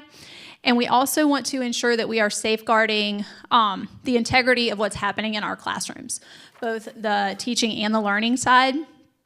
And we understand that just ignoring AI or blocking AI, it doesn't protect our students from the influence of AI because it's everywhere now. So we know that we need to help our students understand what it is, and our teachers as well, and understand what it does and how it works. So the committee process was, our purpose first is to develop comprehensive guidelines. So some of those you'll see in your packet, and I'm going to go through this. There's a resource slide, so I'll kind of talk about those in just a second. But we wanted to develop comprehensive guidelines for both teachers and students when it comes to how to use AI in our district, what our expectation is. We also wanted to provide stakeholder support. So again, that's creating resources for all of our different stakeholders, including our families and community members, because that's going to be very important. And the focus of our spring meeting is going to be more on the curriculum side of how are we going to start introducing these things in a responsible way to our students. So there's kind of a continuum there of what our thoughts are for the curriculum work. And again, that'll be our focus for our spring meeting. So when it came to selecting our committee, we wanted to make sure that we had good representation of our district. So we started with a district-wide call. We sent out an application to serve on the committee to everybody, all teachers and staff in the district. We looked at the responses that we got, made sure that we were, again, very strategic to have equal representation of different levels. And then we thought about, okay, what gaps do we have in our representation? So that's where we brought in the strategic invitations for people to serve. We wanted to make sure, for example, that we had input from the alternative school, our alternative program. We wanted to make sure that we had early elementary, late elementary, middle, high. We wanted to make sure we had voices from all those different levels. We also wanted district leaders. We also decided we wanted students because those are the most important part in this puzzle. So we had students serving. We had the student body president from both Airport and BC serve on the committee for our first meeting, and they were phenomenal. They had lots to say. I was kind of worried they might be a little intimidated being on this committee, but they weren't. They were fabulous, and we really needed that voice in the room. So you'll also see a list. I'm not going to read through this, but you'll see the list of who served on the committee to make sure that, again, we made sure we included IT because they play a big part of this, making sure that what we were saying is going to work for the systems we have in place when it comes to technology in the district. And again, just the diverse representation. So our next steps is I did edit this because I thought it was really small, so I made it bigger. Immediate actions, make sure that we finalize our comprehensive guidelines, which is what our focus was in the fall. Distribute those guidelines once we kind of get the okay to go ahead. We'll distribute those guidelines to all stakeholders. We will launch training and Q&A sessions with the schools, and that will fall on me. I'll start with one-on-one meetings with principals to figure out what's going to work best for their staff and move forward from there. And also current course offering. We do offer at L2IC, we have an AI course currently being offered. So our curriculum work will kind of make sure that our students are on track to be successful should they choose to take that particular course in high school. So that's kind of like our end goal. PD, again, designing that targeted PD for effective AI use. Again, for teachers to use it effectively, and then for them to also be able to use it effectively with their students. Introduce practical AI tools and applications, and then provide that ongoing support and resources that's going to be critical when it comes to AI because it constantly changes. It's already changed since our fall meeting. So in our spring meeting, we will revisit, again, all the resources that we have created to make sure that we're staying relevant. So again, our ongoing committee work, make sure that we're assessing all the needs that are there. We are building the K-12 curriculum for AI instruction and introduction, monitor those AI advancements that come out every single day, and update our guidelines. Employment preparation for our students. I have invited some community members to our spring meeting to make sure that we understand what their expectation is of our students so that we can make sure we are preparing our students to go out into the workforce. And then AI equipment considerations. For example, the Meta glasses that have come out that now have built-in AI in their prescription. So we can't tell a child that they can't use prescription glasses on an assessment, but we also realize that there's built-in tools to those glasses. So kind of trying to navigate that arena. That will be part of our committee work as well, how we're going to handle that. And then resource hub creation. I've already created an AI website that can launch for our teachers, our students, and our community members. So that goes along with the centralized resource for easy access, and then enable continuous community engagement. So again, we've already invited some community members for our spring meeting. That includes representation from USC. I reached out to Midlands Tech to make sure that we have our secondary education or our higher education involved in our committee as well, to just make sure that we are preparing our students the best that we can for when they leave us. So resources available now, that's in your packet on the purple pages. This is the work that we have started. Our AI statement in support, we developed last school year, but we did update it with our committee work. You'll see this is what we worked on in the fall committee meeting, is developing our guidelines for AI use, and that highlights educators, teachers, or educators, students, and families. Dr. Wolf, if I could just add one thing. One of the things Yes. that I think is important to point out is some districts have said, this is the tool we're going to use. And we have evaluated that and looked at what other districts are doing and determined that that really might not be the best course of action. There are some of these tools that are not COPA compliant, so therefore we would not use them because they're going to be in violation of laws. But those tools that are not storing student data, for example, or those tools that give kids access to multiple things, and more importantly, our teachers access to multiple tools, was sort of our approach. We felt like limiting to one is not really a great way to train people how to use these tools in a broad variety of ways. So there are probably 10 salespeople a week that I get that are trying to sell me, buy this system for your district. Our goal was to look at what's going to be the right size for what we need. So we've not chosen yet to identify one. You may have seen several districts who have said, we're using this system or that system. We're not looking at that right now. We're looking at the broader piece of how do we teach people how to use this appropriately? How do we blend this into the work we're doing? So I think that's just critical for you all to know that right now, if somebody asks you, why have y'all not bought blank? It's because we're looking at all of them to determine, is there a reason to buy that system or that program access as opposed to others? Can I add to that if y'all get to the point of purchasing an AI, either just a MLL for the district or a bot concept or overall access to a larger MLL, don't do it on a long subscription, because the world of AI right now, I mean, I think Gemini is winning the awards this week. XAI was winning them 3 months ago.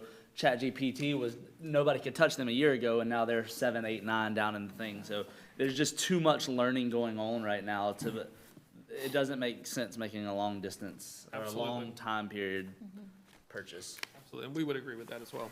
Yeah, and currently Gemini is free. So, Right. and it falls under the education license, so it is protected for our students. So, again, we're not promoting any particular tool, but that is one that is already available for our teachers. And again, it is protected under our education license. So it has We a lot of the use- blocks and things that our normal filter processes Since we would have. use Google as a district, do we get anything special with Gemini? It's free. Yeah. But it's actually- free to yeah, anybody. Yeah, Yeah. it's included. What we get is the security blockers that Yeah. are built Okay, into the perfect. education suite. Okay. And what's cool with it too, sorry y'all, this is me, I think, but with Google Classroom, Gemini is built into Google Classroom now. Fully integrated to it? It fully Okay. integrated. So teachers can go in there, if they have a group of 5 students that are struggling with an assignment, they can go in there and say, okay, generate 5 additional practice problems on this topic for these 5 kids, and they can assign it just to those 5 students. So it's super, So realistically, Mm-hmm. if the top performing open source AI is also provided to us free with educational blocks, it's not really something that we need to be pursuing too much currently. We just need to have it on our radar. right. Right. Yeah. Copy. Thank you. Exactly, yeah. So the other things that you'll see in your packet for us, we did create a generative AI acceptable use scale for both educators and students. So if they are creating or engaging in any kind of assessment, whether it's a project or an essay, the teacher can say, okay, you are at the orange level. So you can use it as a thought partner, but that's all. The work needs to be your own. So teachers and students both understand what that means. And then we have our one-pagers for educators, families, and students that are in there. So these are some of the resources that would be in our They are already linked in the web page that I've created, and they would be hung in schools and available for educators. These would be great for like open house nights to have available if teacher or families would like to have copies of those, and for students as well. And the acceptable use scales, we developed those with the concept of they can be hung in the classrooms.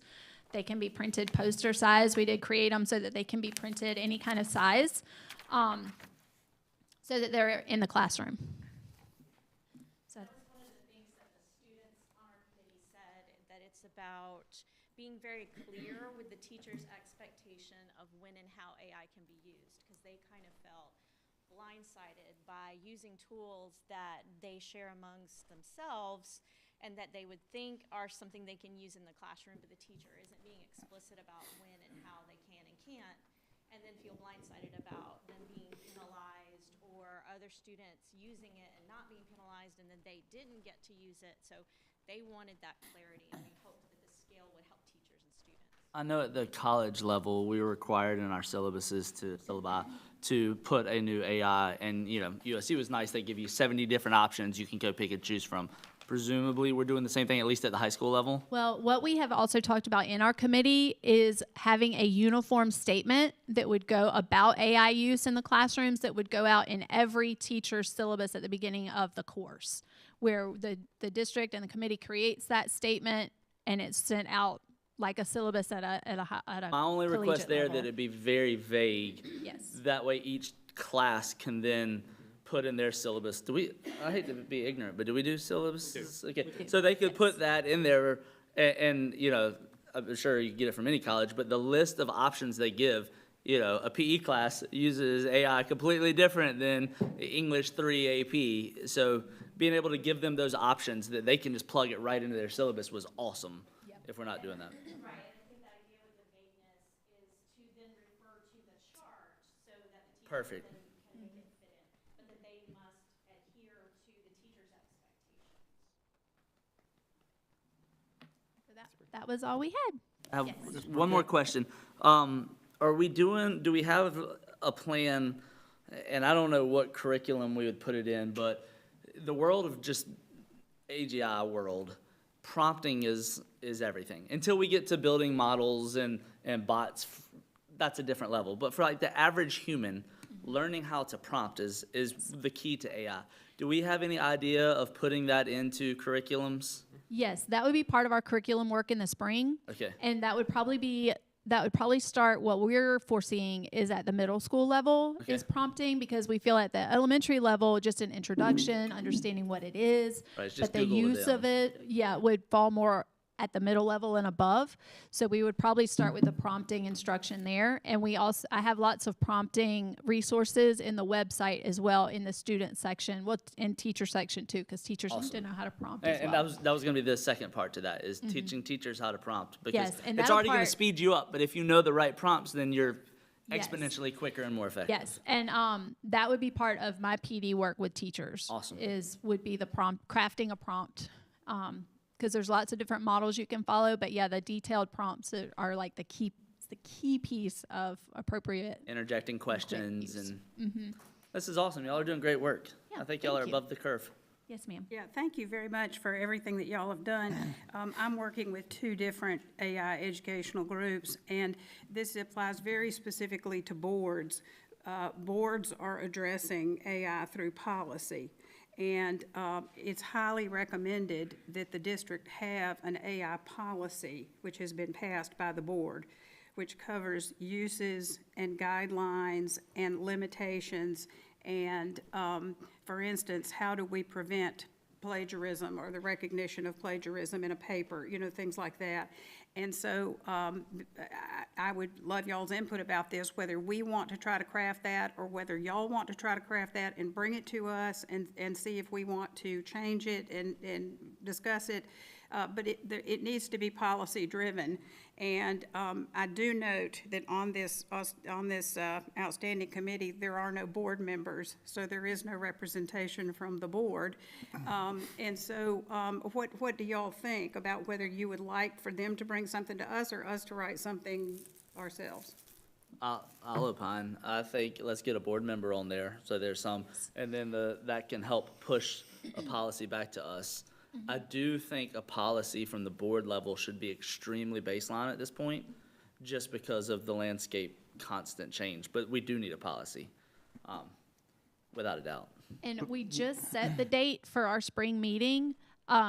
So we were going to send out invitations to the board. So I'm super glad you said that. It's going to be Wednesday, March 25th, here at DEC room 109, at 8 o'clock in the morning. We start at 8 to 3:30. So if any of you guys would like to come even for a little while just to see the work that we're doing and drive anything that you think needs to happen, please do. We would appreciate it. You said 8 to what? 8 to 3:30. And we'll get Ms. Strange to send that out to you guys, so you'll have that. But we would love to have you as part of that work. And, you know, there are a lot of districts that have already passed policies and then said, go work on the things. We wanted to work on the things, and then if it landed with the policy, perfectly fine.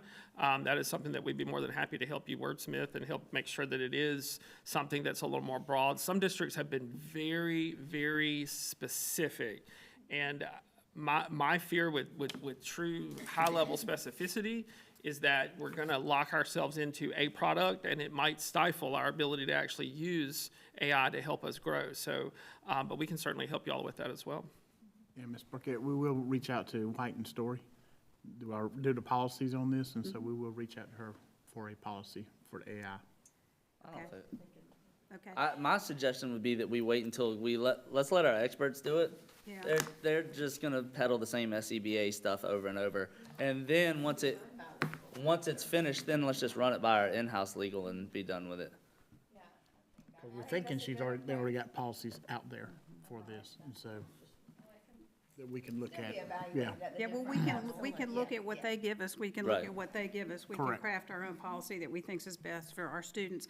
I think I know the answer to this from what you've been saying, but we're both teaching about AI and we're using AI for learning. Both things? Yes. Okay, Yes. okay. The use part, like I said, in elementary, it may not be, a lot of use is not appropriate, we don't feel, in elementary, because that needs to be the hands-on manipulatives and things that they're learning at the elementary level, but they do need to understand what it is. So as we go into our curriculum work, maybe some exposure, but definitely understanding what it is, maybe a little bit about how it works at the elementary level, and then really getting into appropriate use, evaluating the generative content, things like that would fall more like at middle and high. We might push it down a little bit, maybe 5th grade or so, but depending on our curriculum work, we'll pull in those elementary, because I'm not an elementary teacher. That's why we have the elementary representation as well, because they would know more about, well, this is going to be appropriate for my kids. Right, well, for most of us, we don't favor using the technology in K through 2 one way or the other. We don't Right, like the right. Chromebooks or anything else. Yeah. But the other thing is, can you see, maybe Dr. McDonald, that pretty quickly down the road that we might need to have some sort of pencil and paper things built in? You know, a lot of high schools are now doing that, saying, okay, well, you have to write a paper in class with a pen and a piece of paper because I don't have any way of assessing how much you're getting from some other source, and et cetera, et cetera. So, I mean, do y'all see that those kinds of things will have to be assessed pretty quickly and frequently? Yeah, I think that we will have to remind and build in those block off, you know, our teachers have the capability to block certain sites, you know, block those tools and just use your brain versus using the assistance kind of things. Yes, I think that we'll have to have those kinds of different types of activities built in, of course. Yeah. What about things like if a student is doing a project on a cell and says to Gemini or whatever, draw me a picture of a cell with this and this and this and this, can they include that in their paper that they turn in? Because they didn't actually generate that. With appropriate documentation that they used. Okay. Yeah. That's required for each level, and it would be, of course, the teacher setting that expectation of whether they're allowed to do that on that assignment. Okay. And if they are, then they need to properly document the prompt that they used and then the results that they got, and turn that in along with their work. And are we gonna limit that in some fashion? Because you guys all remember drawing a cell, don't you? Every single one of us drew a cell on a cell wall and all that business. And I use AI a lot, and it just throws all kinds of awesome things at me, and I'm like, this is awesome, I never thought about this, and I can use it, but I know it didn't come from me. I know that the idea generated with AI. Yeah, that's that education part, to teach kids the difference. That to them, they're natives. Like, we're all learning and barely keeping up. They're just picking it up and running, and it's nothing. And I think that's that education part, is that they now have to stop and say, okay, AI generated this, so now I have to use that citation. So it's our old school research skills coming out now. I have to say, this came from this system, in order for me not to lose complete credit for it. You know, I think my college professor friends talk about that a lot, that students are just using things that they've put in, and, well, it's not your work. Well, if you cite it, it becomes your work. So you have to kind of acknowledge how you're getting those pieces. But yes, that'll all be part of that sort of uptraining of kids, is how do you use this, just like you would go to the library and get a book and take a quote from it. How do you use this same drawing? So yeah, and I think that goes back to the earlier point of the teacher clarity, of the teacher controlling, okay, guys, we're not using any support resources for this activity. They're gonna probably have to pronounce that a little more now. You can't use AI for this project. We're gonna do this old school and just come up with it from what we've learned in class. And so yes, I think there'll be a lot more of that kind of thing as teachers are developing activities. Okay, thank you. Yep, and I think it's important to note that we'll have to be clear with that. On this assignment, we're not using AI, you know, or if we are using it, it's limited, and that's what that chart will help with. Yeah, awesome, thank you. And it's also working with teachers to design assessments that are not necessarily AI proof, but that integrate reflection, because ChatGPT can't generate a person's reflection. Integrating personal experience, tying it into something you have actually done in your life or seen in your life. So it's helping teachers also to create assessments that still have students engaging in that critical thinking, and they can't use AI to do the whole essay. You're still going to be expected to in some way put your own voice in there. So that's going to be part of our PD work as well, is helping teachers design those assessments that have to involve the student experience as well. I had really one thing, but you kind of struck another one. On the flip side of that, when I get an employee, a newly hired employee, I want them to be highly effective and highly efficient. And if they're not using a calculator, they are not effective nor efficient. If they're using paper instead of Excel, I don't want to hire them. Today's world, if they don't know how to use AI to get the white paper done in 35 seconds versus 4 days, I will not use them anymore. So as they get to the higher levels, we need to, once they've built the foundational block, just like with a calculator, then we want to show them, this is how you use your TI-83 very quickly and become actually an engineer that's worth hiring, not somebody who does variables on a piece of paper, you know? So we do have to keep that in mind, because that is crucial. The only other question I had is in the prompting concept, if we start teaching kids kind of base level usage and then prompting and then next level, I would love if we could put a subset in there of how to use AI to tutor yourself. Yes. Self-edification. Yes, and Okay. Google Gemini Classroom, or Google Classroom Gemini, has a personal learning. And also gems, you can create what's called a gem, where you actually create the prompting. You can, as the teacher, she can say, I want to create a personalized tutor for my students on 7th grade biology, South Carolina standard, da-da-da-da-da. And she can send that to her students. So the prompt is done for the students. Already. And they just go in and say, okay, I don't understand what a mitochondria does in a cell. Can you tell me? And it'll walk them through, give them examples, probably show a diagram. So yeah, it's already doing stuff like that. And we can help our teachers integrate those things into their instruction to help students. And it's also great if they go home and they're doing homework or something, and they can say, okay, I've already got a gym I can use, understanding that they have access, obviously, like internet and things like that at home. But yeah, things like that's already out there. That's great. I love hearing that. But having the student do it without the gym is a skill that I have to do very basic PowerFX coding, and I used to take forever to do that. And now I take seconds, because I let it tutor me, and I become, self-didactic, and it's quick and easy, but the hardest part of that was learning how to use the tool. Right. So teaching these kids, hey, if you're struggling on something and your teacher, you know, you can't lean on other people all the time. Now you have this tool. Let us teach you how to use the tool to teach you. So Absolutely. y'all are on point. I'm excited about it. Yeah. Yeah. One other thing, Dr. McDonald, you know how much I worry about this remediation thing in middle school and high school. I mean, there are programs available this very minute where a 10th grader could go in there, get, take a test in math and have it say, okay, these are the skills you're missing. Let's work on multiplication of two variables or whatever.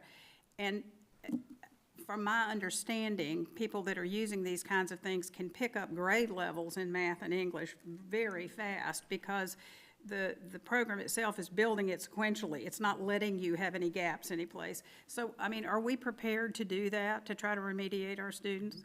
That's part of this work, would be looking at how we use those tools and how do we train teachers how to use that. You know, our biggest challenge is the openness of teachers to try it. Oh, yeah. Because there is still a distrust by many of what AI really does.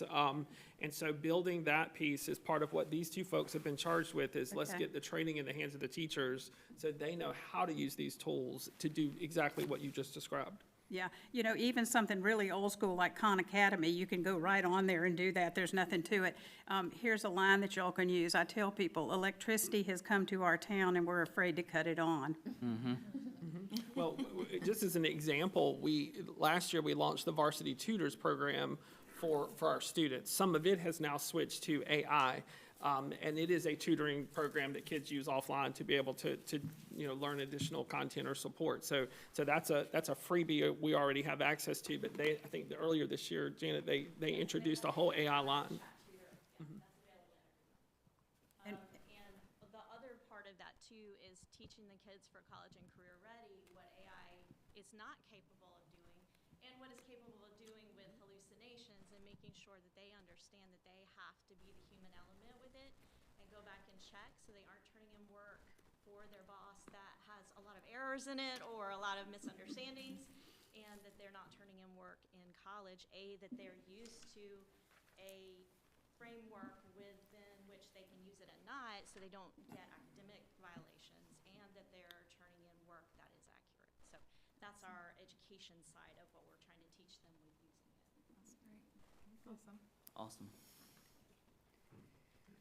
Thank y'all very much. It's still me. Still you. Still me. Next up this morning, we wanted to share, and these folks are going to have much more information for you. This is just the beginning, and we're really excited about where this work is going to go.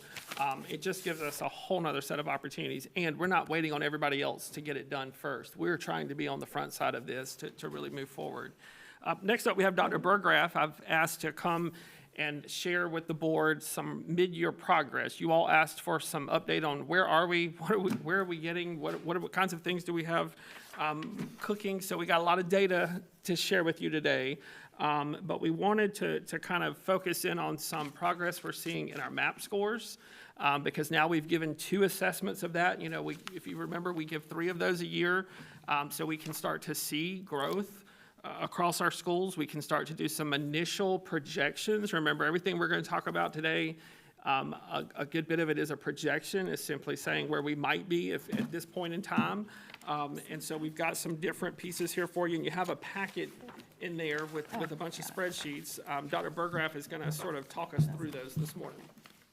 All right. Mr. Chair, members of the board, Dr. Cooper, as Dr. McDonald said, you do have a packet.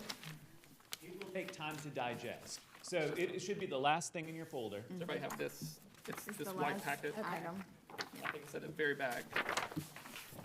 Today, I'm just going to walk you through what you're looking at, and then you can go back, digest it. If you have follow-up questions after you've had a chance to kind of analyze it, by all means, reach out. The first page in your packet, it deals with MAP data, and it looks at how did students do from last winter to this winter. Did they meet their projected growth? So, for example, under English Language Arts, you see winter to winter growth quintile. We want students to be average, high in terms of their growth. It's statistically set, so 50% of kids typically meet their growth. 50% of kids typically do not meet their growth nationwide. Anytime we're on the plus side of that 50, we are gaining ground, okay? You can see off to the right there the number of, or the percentage of students who are projected in winter of 25, which is a year ago, to meet or exceed state proficiency. Then you see SC Ready, which was in the spring. As you would expect, more students achieved proficiency than were projected to in winter because there's been additional learning. And then you see winter of 2026, and by and large, we are ahead this winter compared to where we were last winter. So that sets us on a good path forward. Underneath the chart that says winter to winter met projected growth, there's 4 columns there. No and yes on the extreme ends are definitive no's and yeses. It was very clear the student did not meet or the student did. In between, you see there's no and yes with an asterisk next to it. That little asterisk means it was close enough that no, they didn't meet it this time, or yes, they did meet it this time, but if they were to take MAP again, they may fall into the other side of that. It was right kind of on that line of meeting their goal or not. So that first page outlines that for ELA and math.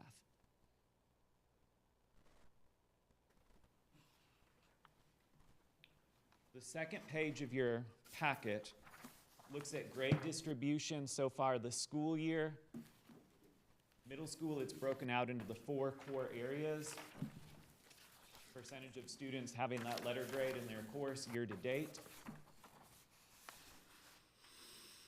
And then for high school, you see English 2, Biology 1, and US History for first semester. The reason Algebra 1 is not there is because of the change in course progression. Beginning this year, students had to have geometry before they took Algebra 1, so therefore we did not have sections of Algebra 1 this fall. Dr. Burgraff? Yes, ma'am. On page 1, it looks like we're seeing some good news in math. Yes. Okay. Yes. Yay. Good I to know. see. Yeah, just want to make sure I was seeing that right. So from last winter to this winter. Correct. Thank you for pointing Awesome. that out. We do see Yeah. some growth. We've been celebrating the small gains Okay. however we can because we are seeing To some see growth that. there. Yes. Awesome. Okay, very good. Thank you. Is there any reason y'all can hypothesize that the ELA kind of stayed roughly the same? So there were some changes in calculations for SC Ready and how the state scored those in 25. So the reason you're probably seeing some similarities, unless Dr. Burgraff has a more intelligent answer than I, which he probably does, we see that the scores are pretty much in line with where they really probably were. We'll get a different calculation this year based on the new scoring method for SC Ready. Do you have a different way to say that, Dr. Burgraff? I think, are you talking? Well, it was 30.3 and 31.05. Right. In math, specifically for MAP, they recalibrated how they assign questions to students beginning this year. It used to be, if I was taking MAP, the way MAP works, I get a question. If I answer it correctly, it moves me to a slightly harder question. If I answer it incorrectly, it moves me back to a slightly easier question. And over the course of about 40 questions, going back and forth, it kind of figures out where my level is. It used to be that as I got to more and more complex content, it just grabbed a more difficult question, whether it was related to my grade level or not. So sometimes your high-achieving elementary kids might be getting into pre-algebra, Algebra 1 content. They have no idea. They're in elementary school. They've not been taught that information. MAP adjusted how they frame questions so that even as I get to more complex questions, it is primarily from my grade level content or the very next grade level up. So part of the gains that we see in math are true instructional gains. We are preparing students better than what we did last year. And part of those gains come from they know how to attack the questions that they're receiving on MAP. ELA did not have that shift in formula. Primarily the questions that they've received we're on grade level. So we are slightly ahead of where we were, but there wasn't that substantial shift in how the test was structured. I don't want to put anyone on the spot, but 31.5% for winter 26 map, 31.5% for math, same way. What are our true expected, when we're sitting here next year and we're looking at winter 2027, should we expect 32%, 35%? Like, what is a true expected growth there? I know we have our hopes, but like if you were going to bet money on it, where would we be in 27? Winter. And maybe this is for Dr. McDonald. I mean, I just want to know what's fair, because a lot of times we feel like, oh, this is going great, and then it's 1%. And 1% is great, but it's not expedient. Mm-hmm.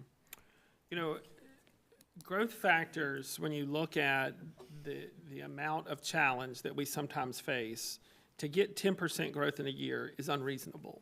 It really is. It's sad. It's sad to say those words out loud, but it's true. We would expect schools to see somewhere between 2 and 4%. Okay. And ideally, if they're at that 2, they're making progress. No, it's not enough.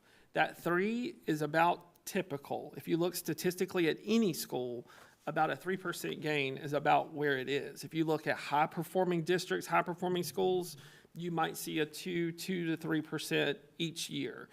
You're rarely going to see a 10% jump unless there's some change in calculation of how scores are done, right, which frankly is kind of where a lot of districts across the state this year saw with some changes in how the state calculates, they saw a bigger jump. But typically, I guess our minimum expectation would be that 2.5 to 3. That sweet spot is that 4 to 7. If you can get there, then you've done some really big things to make that happen. No, it's not enough, but that's typical of what we would expect to see by the end of the year. From year over year, we would want to see that sort of 3 to 5% gain. Okay. So, see, I'm sitting there calculating that as in order to become a B school district on this measure, it's 12 to 15 years. If we did 3 to 4% a year, that's how long it would take us to get up to 75 or 80%.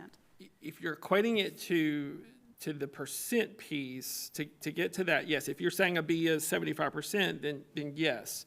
If you're looking at it in terms of to be in that 75% range, in terms of having 75% of our kids at that meets and exceeds threshold, yes, you're not wrong. If you're looking at it at how do we increase over time with all the other parameters, getting that 2 to 3% per year is pretty big. It took us about 15 years of doing this to start to get any hope of doing that. And so when you sort of hit the bottom, or you sort of get to a level where the scores are sort of consistently at this low level, when you put these other parameters in, that's what creates that long-term gain. Yes, it's going to take a while to fix that. No, it's not okay, but the reality is it won't go back to 75% in a year. It's not going to go back to 75% in 4 years. We've got to make and keep that our goal to get there. Otherwise, we're never going to get to 75%. But it is going to take some years. I'll have to say, with the reports we've had already this morning, being more efficient and, really looking at some other ideas, getting creative, and just really focusing where we need to focus, my hope is that, with some of these things, we could possibly get the higher percentages with growth for our kids. I think with our leadership I don't want to say we focus, can't. I don't want to ever say we can't do it. Sure, absolutely. Right. With our leadership focused on what we like to refer to, Dr. Burgraff and I talk a lot about the low-hanging fruit. Where are those things that we could do something right now to get to move? Getting that focus and really the quality of what we can say to a school, hey, look, here's where you are and here's where we need to be. That is helping change the conversation dramatically as a district. A year and a half ago, I'm not sure we were there. Our principals are begging for, tell me what to do and what do I need to address to be able to sort of move to this number where I need to be. We've given them all goals. We've said this is where we need your school to go. And so now they know they're not spending their time worrying about where should I be. They're spending their time, how do I get to this step next? And that's a whole change in dynamic for us as a district. But in that scenario, though, you're talking about the student population doesn't change. Right. I mean, think, Right. that can, I'm gonna talk about it later, but that's what I think can definitely make a difference as well. Absolutely. I'll tell you, this is year 20 in Lexington2. The specificity of requests that principals have is far and above anything that it has been. We just finished map testing for winter, and I had a principal reach out and say, can you tell me for these 4 subgroups what their performance was, what it was a year ago, and what a 5, a 10, and a 20% goal for these 4 subgroups would be? That was a week after map testing. It's impressive, the surgical precision that they are saying, where are our needs, and what's the information? And I tell them, I would much rather you ask. I will pull that for you so that you spend your time with the discussion on what to do with that information than trying to pull, as an admin team, those spreadsheets yourself. But we have come a long way in terms of them knowing what goes into those school report card ratings and what information they need to make the decisions and the moves to get where they want to be. The next 2 pages in your packet, ELA standards and math standards. Let me just explain what you see here. In elementary school, we use standards-based report cards, so it spells out for the student, the parent, exactly the skills that students need to have. Over the course of a year, a 3 or a 4 on a standards-based report card means that I have met or exceeded grade level expectations. So just looking at the first line, so you understand what this looks like, demonstrate knowledge of concepts of print is a kindergarten skill. Do I know where the front of a book is, the back of a book? That I go, how to turn pages, that I read from top to bottom, those sorts of things. Over the course of a school year, you would expect that the number of students earning a 3 or a 4 would gradually increase as students learn and demonstrate those skills. So what you have is the first 2 quarters of the school year, the number of students who earned a 1, a 2, and a 3 and a 4 on that skill. And as you look from quarter 1 to quarter 2, you can see students making progress, gaining new skills. So quarter 1, there were 154 students who had a 3, 15 students who had a 4. By quarter 2, 306 kindergartners had a 3, 16 had a 4.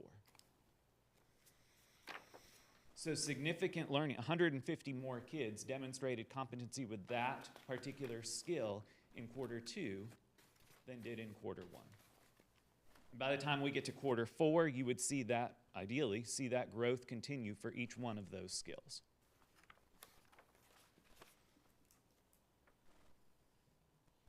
Questions about those 2 pages as far as what they show? It's very tiny print, but it was the only way we could get it to fit. And just, again, this kind of information to sit down with school leadership teams and say, how are you moving that 1 to that 4 was not something we did prior to now. And that's something that has proven helpful because it helps our coaches be able to go back and say, you know what, we got to work with 3rd grade teachers on how do you reteach blank, because now we know the kids are not making progress there. So we could be much more formula-driven, so to speak, of how to get our kids to move in the right directions.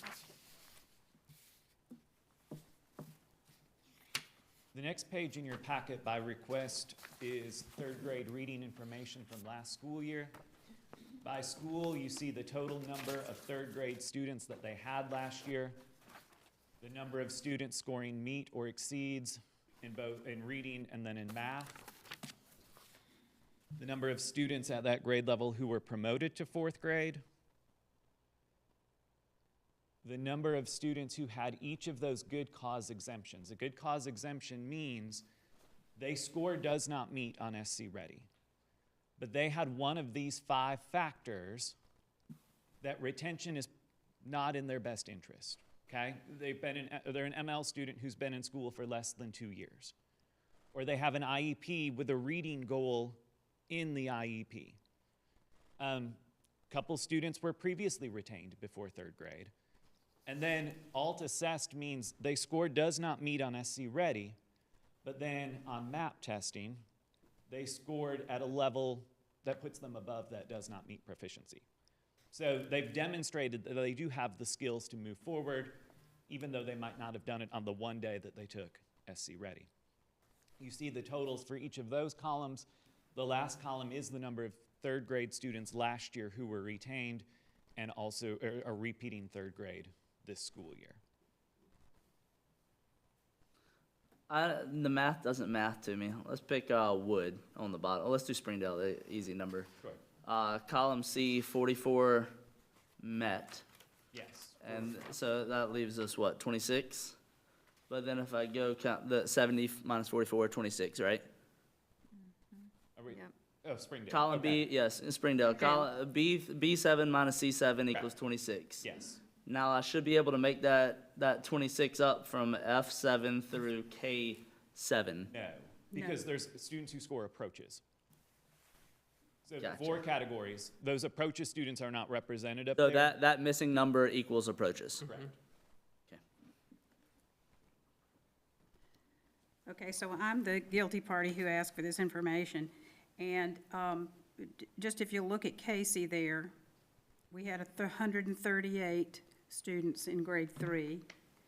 57 met or exceeded on SC Ready. So they basically kind of passed, what we generically would say sort of passed that grade level, okay? That left 81 of them, and we promoted 125 of them. Okay, so we promoted a whole bunch of students who did not meet the standard on SC Ready. Okay, that's what I'm trying to get at, is that we're promoting people, huge numbers of kids in all of these schools who are not prepared for fourth grade work. Now, I'm putting this in layman's terms, but I know there are a lot of factors, but that's just what that says. They did not meet or exceed on the state testing, and we passed them on to the fourth grade.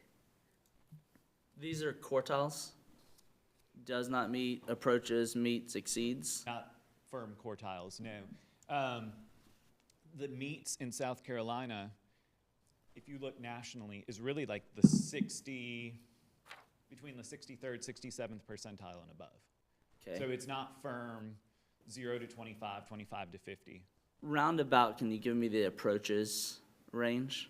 Not off the top of my head. I could look that up, the equivalents. My concern to that point is, if we look at Casey, Casey's got 48 approaches. You know, let's say it is quartile-ish. 25% is a large range.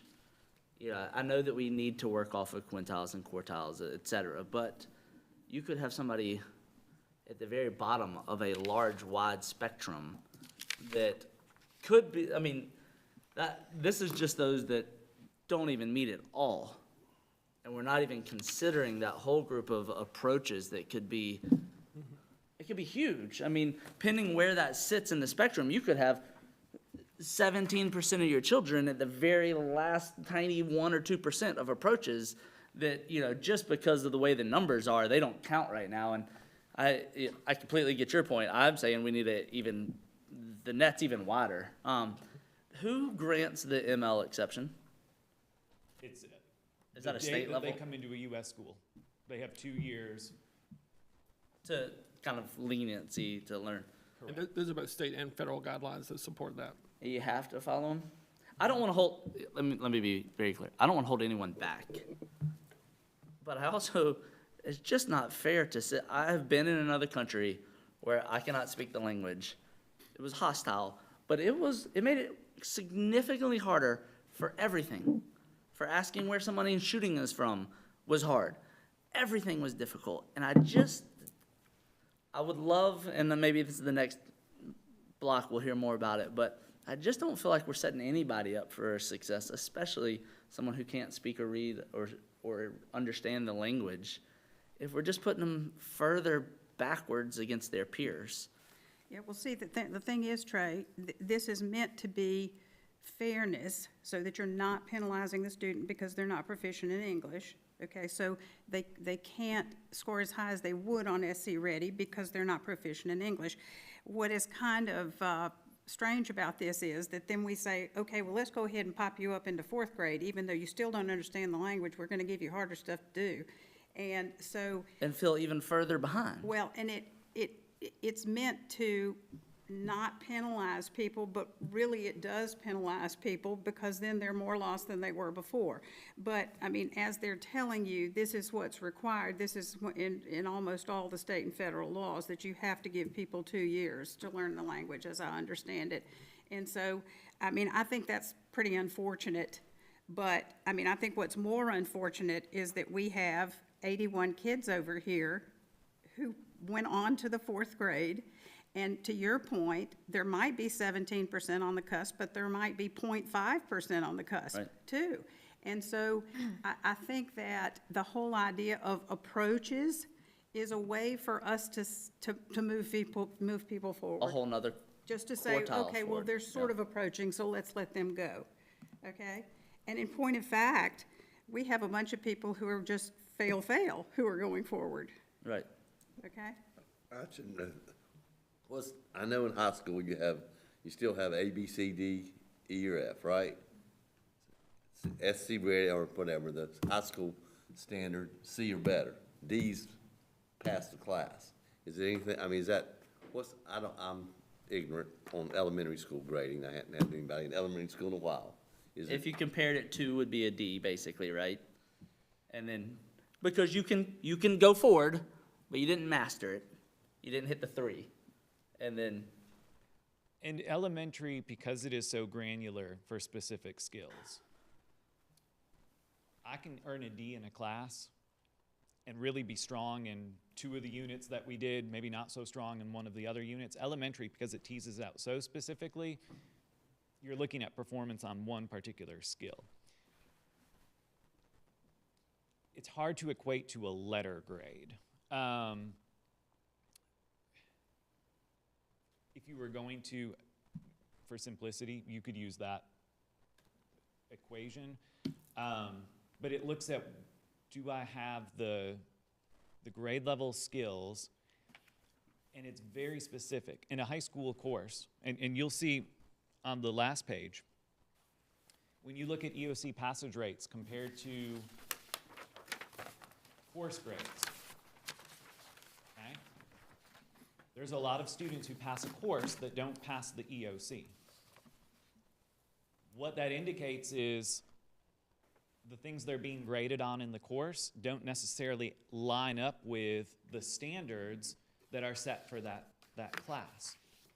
Elementary, that's removed because I am rating you directly on the standards that are there. So it's not a clean match.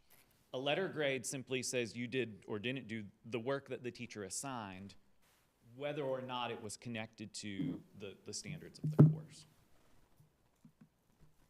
The main thing is just you don't want to promote a child to the next grade if they're not prepared for the next grade. So, I mean, I think that might be a bigger conversation later or more understanding of that later, because you would never want to do that to a child.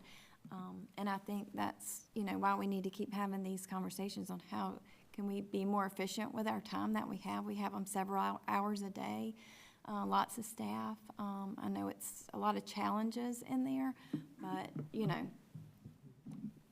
just, don't want to put a kid in that position. It's not right. Sometimes, Just on the contrary side of that, sometimes one of the biggest predictors of success in reading is, do I have an adult that I read with? Do I have somebody to read to me at night? If they get held back for another year, that's not going to change whether they have an adult to read with them. You know what I mean? Sometimes it is, do I have the skills? And sometimes it is factors outside of those that influence the rate that I pick up those skills. Another year in the same grade may help in some instances. And in some instances, it won't change the reason that I don't have those skills, and it's teasing out the difference between the two. can I ask a favor then? Yeah. Let's go back to the prior slide, please, Jim. let's cohort this group of the good calls and exemptions and the retains for 1 or 2 years, and let's look and see. Let's not use national data, let's not use state data. Let's see if that's truly making a difference. Because I think that is a very salient point, like, but they're not gonna have the parent reading to them the next year either. So now they're skiing, I think of it as skiing, I don't know why, but like, I stay on the bunny slopes until I feel comfortable pizza stopping and then hockey stopping. And then once I get better at hockey stopping, then I know that I can go from green to blue, and then once I'm really smooth, then I'm going from blue to blacks and double blacks. Like, that's, I don't know that if I still can't hockey stop that I should go from green to blue. Like, I can't pizza down to blue very well. Even if I don't have somebody teaching me at home, or if I don't have good nutrition, or all the other myriads of things that go into the pie, I just don't feel like, I think we need to have a very set cohort of kids that we look at from our district with our unique needs and be able to say, that way we can remove any type of doubts or excuses, or maybe there's a whole something else that's out there that we haven't even thought in the 72 variable concept. Trey, could I just mention, though, that the good cause exemptions, you've already chosen kids that are in a different situation. That's why they have the good cause exemption. So you're not actually just taking 13 So you'd little suggest just random taking the kids. 37? Well, no, what I would tell you is to look at national data and state data from other states, and I'm going to provide that to y'all between now and the next board meeting, because there's a lot of good state data on what happens when you just say, we're not promoting people who are not ready for the next grade, we're just not doing that, and how that ends up, what ends up happening. And there are a good 5 or 6 years of information that's available on other states that have done that, and other districts. We have districts here in South Carolina who are implementing that.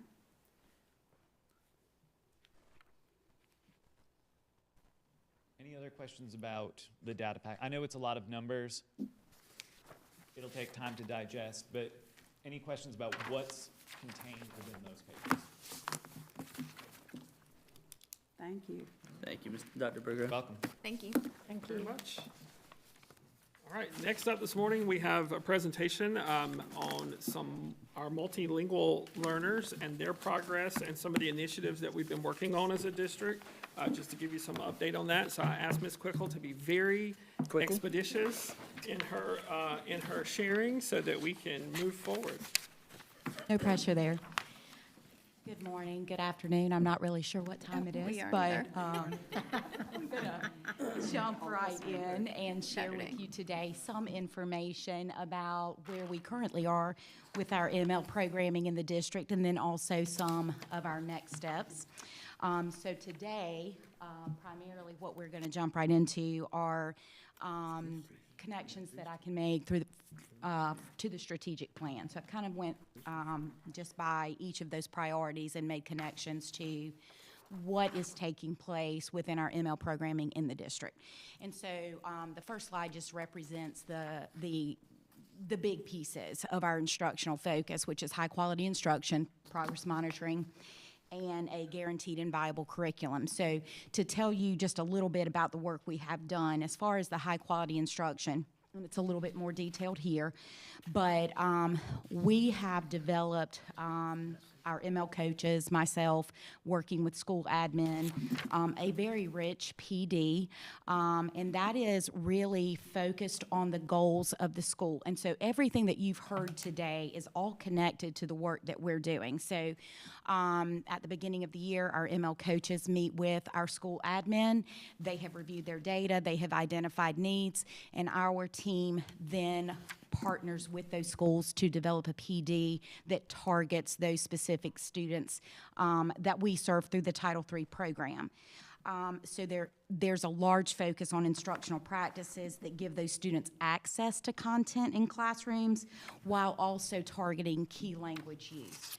So that might be a good point to just share a little bit about key language use. So the WIDA standards, which is what our children are assessed on access, it does have a component that obviously targets their complexity of sentence structures that they use and the amount of language and that sort of social language as well.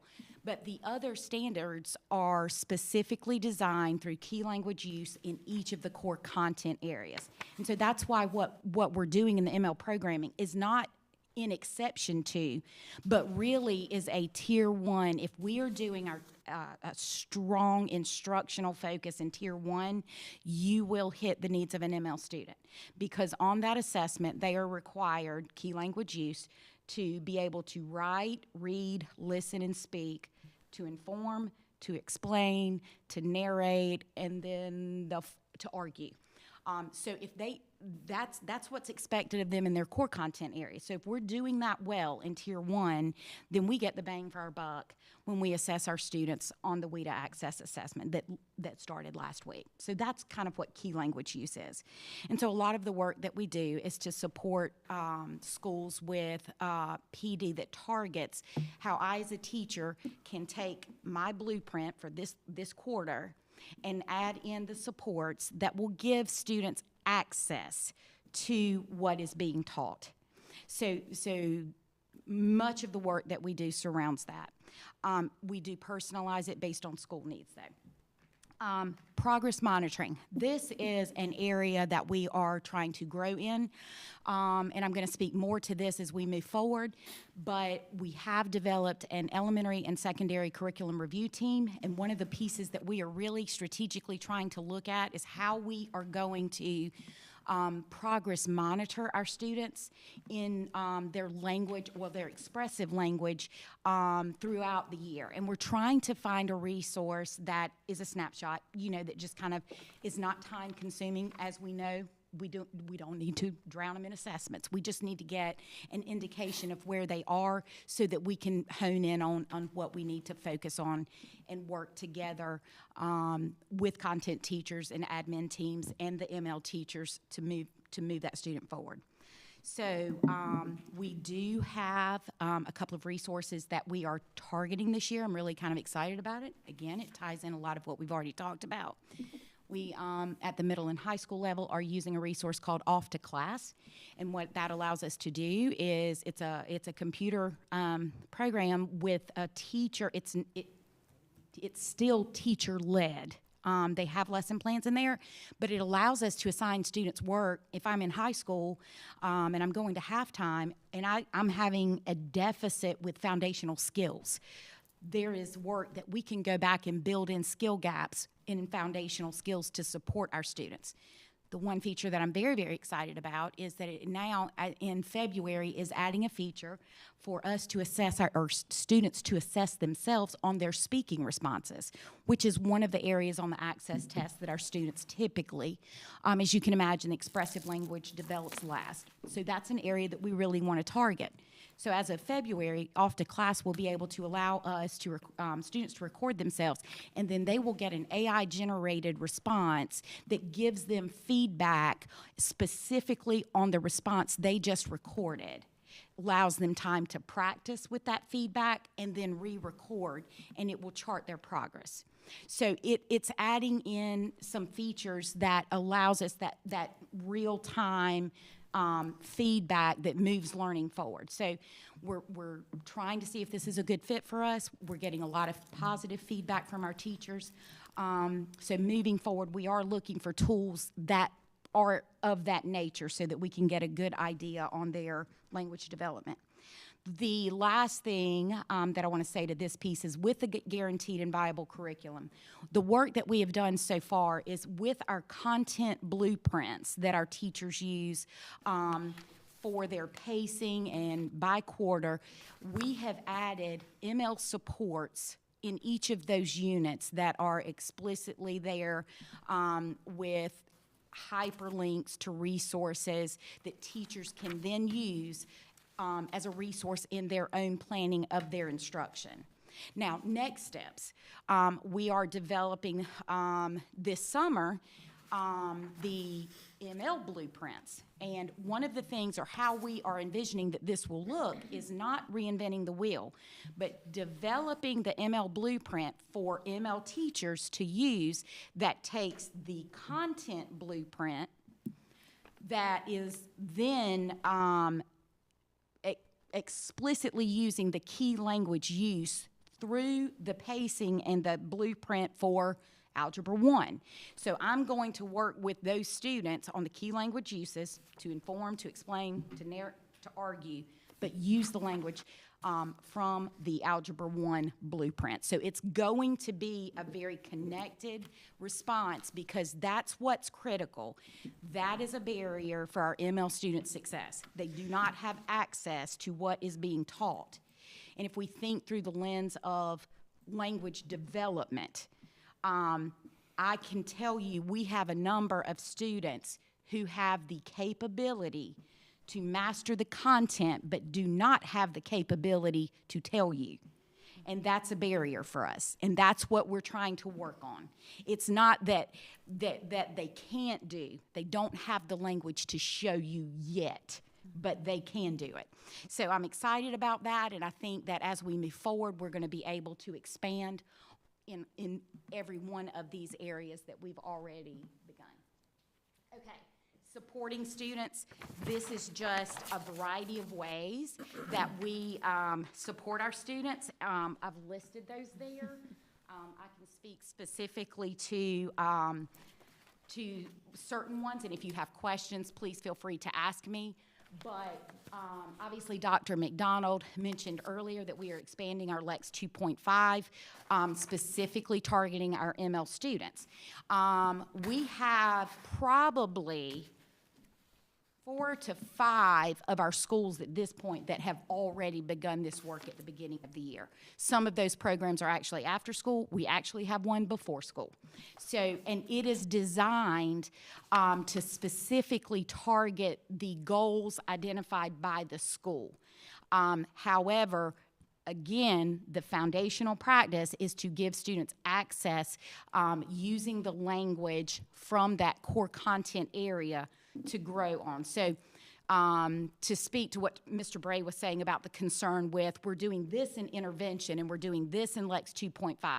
For our ML students, everything that we try to do targets their grade level access. So it's building that academic language.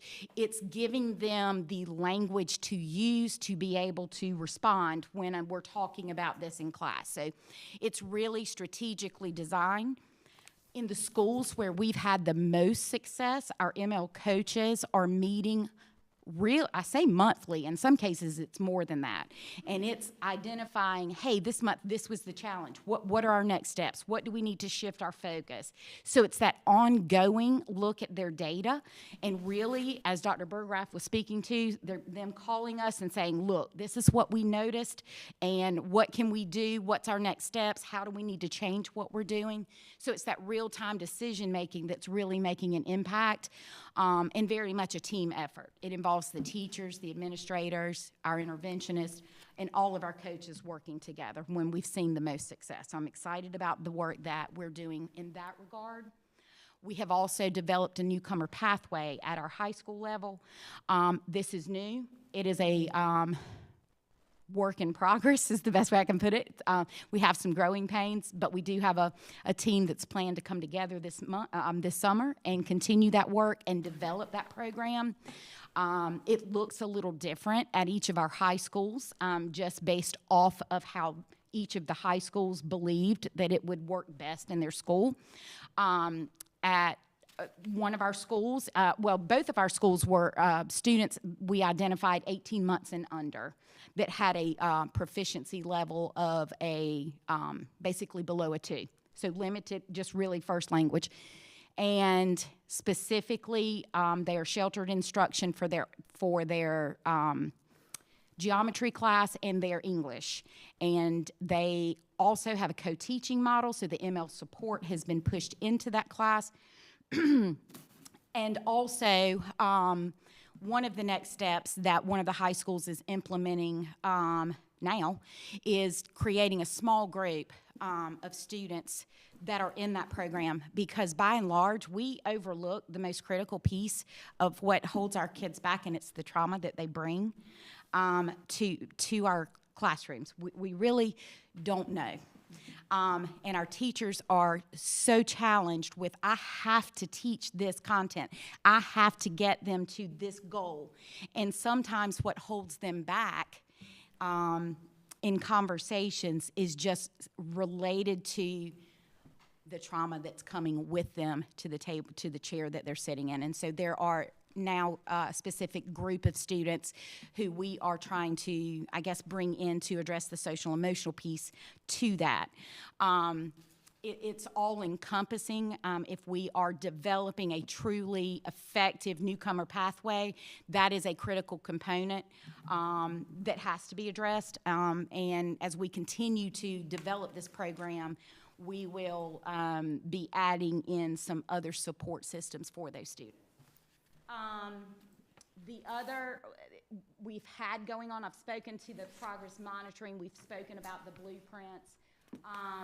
Also, the students do have ILAPs, which is an accommodation plan, and it should be, this is a big conversation because we want to accommodate our students and give them the supports that they need, but not over-accommodating them so that they cannot have a productive struggle. So our ILAPs, that is an expectation for any student that we serve, and it is a support system that is in place for those students. And also, spending time on when they are at the middle and high school level to let them know these are your accommodations. If you're not getting them, teaching them how to advocate for themselves to ensure that they are getting the supports that they are supposed to get.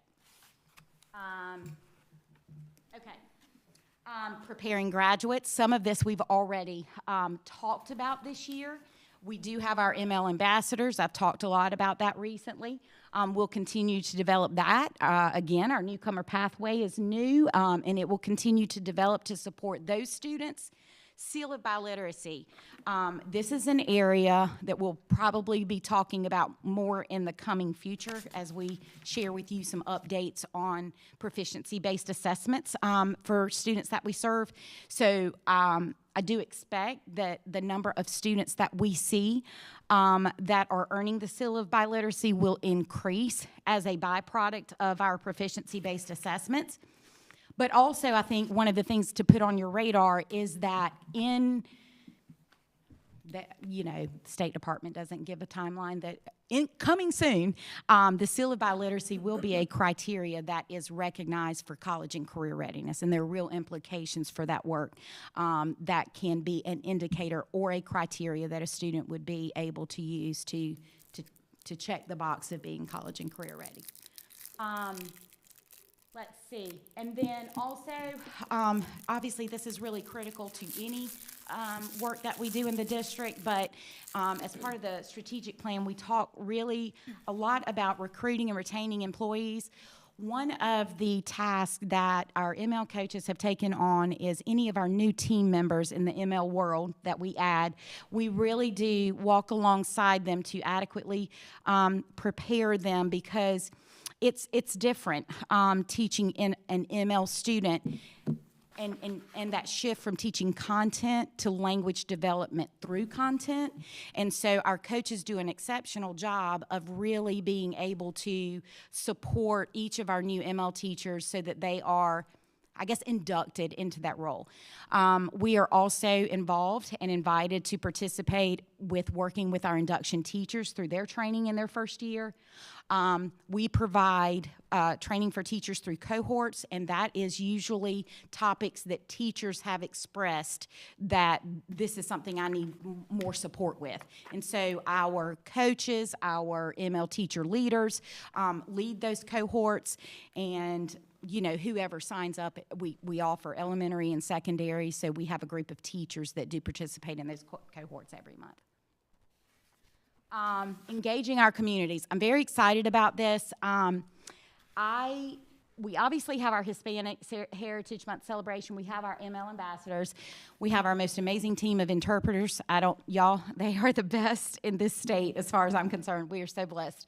And the work they do is just exceptional. But the groups in purple, those are my passion projects for the spring, and they are a work in progress as we speak. I am developing an ML student advisory team. I want the voice of our students, and I'm not talking about your straight A student. I want the ones with attendance problems. I want the ones who are struggling academically. I want the ones who feel comfortable sharing with me what the barriers are for why I can't be successful. And I have started gathering those names and working with school people who know those students well. And then I have also done the same with developing a parent advisory team. So my goal is to identify, I've got 1 or 2 parents identified. I would like representation from every level, but I want their voice so that we can make decisions that are from the parent side, the student side, what are the barriers that we need to address so that we can move learning forward. So more information coming soon on that. That is in the beginning, and hoping to have a first meeting within the next month. This just says we have amazing facilities, and we really genuinely enjoy the use of those for programming that we have offered through our Title III department and spotlighting our Hispanic students. Coming soon, we hope to expand this even more and do an international fair where we target our non-Spanish speaking families because we have a lot of those as well. Ms. Quickle, before you move on to that next section, we just wanted the board to have a good, solid overview of the programming aspect of what ML education really looks like. There's a lot of pieces to this, and so that was a lot of information, but just to give you that sort of global view, the next piece is we're going to hit real quick so we can. I won't even spend a lot of time on this. You can actually go back and review this, but what we did is just include data on who our ML students are in Lexington too. So you have a slide that really just shows you the number of students that we serve that are direct and monitored, and then on the right-hand side, you'll just see what their first language is or their native language is and what % they represent in our district. The second slide is their home language, not necessarily where they were born, but what their language is as well. It's a little bit of a different pie chart there. And then also, these are their birth countries, the birth countries that we have represented in our district. And again, you can see that if there's less than a certain amount, we just kind of listed them at the bottom because they wouldn't represent it much on the pie chart. Just from, I just wanted to ask, are any of these kids bilingual already when they come? Like somebody who speaks Arabic but also speaks English or some English? So this does not represent those students. Okay. This only represents the students that we serve, so that means In we that language. identified them as a Okay. need or monitored, meaning when they came to us, we served them, but now they've exited. Okay, thank you. There would be a larger number if we included those who, it's a power school coding. They're called 8 nevers. I never needed support services. Okay. And so that, if we included that, these numbers would go up. Thank you. English. Yes. On the prior slide, English is multilingual folks.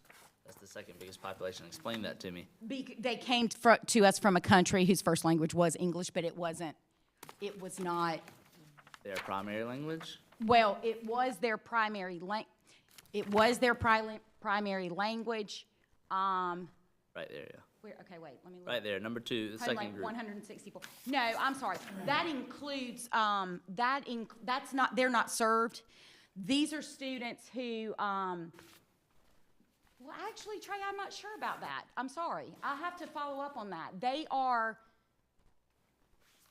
from another country, and they are probably including the immigrant students in that number. Let me get clarity on that, and we will circle back and update that. And the other one's just kind of for my own edification. The Karen speakers, what country are they coming from? That's like Tibetan, right? But I don't see Thailand, there's an area in Africa that has that.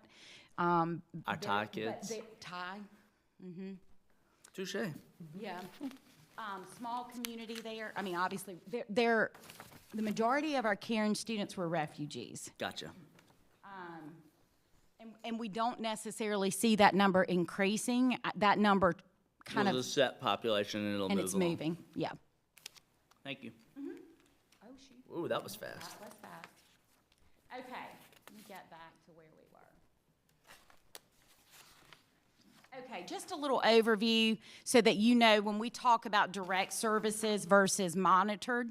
Direct services are students who we screen and they score under a certain proficiency score. We are required by federal law to provide direct services. Now in LexingtonTwo, we have these pull-out models. And these are the accepted, I say pull-out, the service models. These are the accepted models by the state. We do have students that we serve in each of those types of program models. The majority of our students are in a pull-out model. As we continue to grow, you know, we would like to pull them out of their Tier 1 instruction as little as possible. So we are engaging in some professional development to develop our skills with co-teaching and what it looks like to serve in a push-in model. That is also some of the work that our ML coaches are doing. And then, of course, the newest model that we have added is our dual language immersion program. And it is a recognized model by the state. It has to be a very specific model. It just happens to be the one that we've developed so that it can be our ML students in that program. It is the service model of instruction. So monitored services. These are students that we just keep our thumb on the pulse of what's going on quarterly, and that looks like our ML teachers having ongoing conversations about classroom performance with classroom teachers. These students they are not seen face-to-face because they have exited services. They have demonstrated language proficiency. We monitor them for 4 years just to make sure that they are keeping up the pace with what is the classroom expectation for the content that they're taking. Now, the interesting thing is that if we're monitoring them and we determine that there is that they're falling behind, the appropriate path is, at that point, is the same path for any other struggling learner, and that would be through our tiered system of supports. Because at that point, we have determined that language is not the barrier for that student. So at that point, we're going to have to address the academic need. So, but that's certainly something that we have to continue to monitor and offer the correct supports for those students. Okay, what I've provided here is also, I think this is the data that's included in the one-pager that you all received. It's kind of just a 5-year glance at the current numbers of students that we're serving, direct services, and then also monitored, and this is our secondary schools. And so what you can see is that, you know, we had 2 years where we had rapid increase in numbers of students. And then the last 2 years, we've either stayed the same or in some cases, numbers have decreased. There are obviously contributing factors there. However, I also, I think the equivalent that I'll draw is that sometimes every year I feel like I'm playing whack-a-mole. Numbers where typically you don't have a lot of increase in students, you know, like this year we had 2 schools that almost doubled their numbers, and it's never the same schools twice, and so every year it's like, but just a moment of appreciation. You all have been very supportive, and we've been able to add FTEs every year that it better enables us to serve our kids, and so we're still in, we are still pretty close in most cases. I'm addressing a couple of things right now, but we're still pretty close to the recommended state ratio. And that's something that when I came to the district 5 years ago, that was not the case. And so we've done a lot of work in that area, and I'm real proud of that. And we have really got an amazing team of teachers. Same numbers here, showing you the numbers for the elementary school. And you can again see where the jumps have been made and where they kind of, you know, fall back a little bit. I think the most interesting thing I'd like you to know about these numbers is the 2 years that we had where we saw the exponential growth. what we were also getting was a different type of student, and that was a student who was coming to us with limited previous education and no English. So it obviously is when our challenges exponentially increased at the classroom level, whereas before we had students that had a certain level of proficiency, it wasn't as much of a challenge. But those 2 years, the dynamic in how we presented instruction in the classroom just shifted overnight because we did get a significant number of newcomers. Again, that has trended a little bit down this year and more so this year. These are just the current FTEs that we have in schools. Just as an FYI to you, we are in conversations about some shifting around that we need to do to address some numbers at this point. The ratios for monitored or just direct? This includes monitored. Monitored is included in your FTE divided by teacher, and when you include your monitored, we're still okay. I mean, in most cases we're over the state recommended number if you include monitored, but if you only look at the served students, we are in most schools at around, state recommends 60 to 1. I think I have a couple of teachers that are 70 to 72 to 1. So by and large, though, those numbers of teachers represent monitored and direct services. And these FTEs are just ML interventionists, They just work with and serve ML children, yes. just on the intervention side? No, they're not Minus maybe- interventionists. So not in the sense of an intervention like with reading support. These folks' job is to intervene on the fact they don't understand English. I think it's what you're saying. Right. And so they're there to give them those basic foundational skills to help them be successful in the English-speaking classrooms. So let's pick Fulmer has 1 FTE. That FTE in Fulmer is doing what specifically?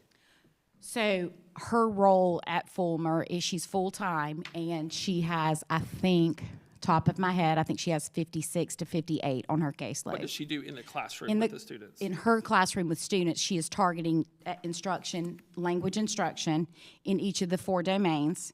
So listening, reading, speaking, and writing. She is targeting the key language uses, inform, argue, narrate. They have to be able to do that in each of those domains using core content language. So that in a nutshell, if I had to summarize for you what that looks like, they should be using and pulling the blueprints that they're using in social studies, they're using in science, and using that language to give them language development instruction in the 4 domains using the key language uses. And so the pull-out part, most of it is that person teaching the coaches and giving them the resources. But are they also pulling kids out and sitting in their class and working with them? These 23 people work directly with students. Okay. So their job is to work directly with supporting And the students. majority of that is one-on-one time? No, they're small group. Small group? Small group. Now, at Fulmer, just to give you an example. I just picked the first one with the one, No, not picking on but that's a Fulmer. good example, because at Fulmer, there are a group of students that are pull-out. Those are typically your students with lower proficiency. She also does push into some classrooms, and what that should look like is an additional support. So she should know what the teacher is teaching, what language is going to be taught that day, and her role would be to provide sentence stems, or to model a response based off of what the teacher's instruction looks like. I'm going to model it for you, and I'm going to show you what it sounds like and looks like, and I'm going to give you the sentence frame and the specific academic language that you can use.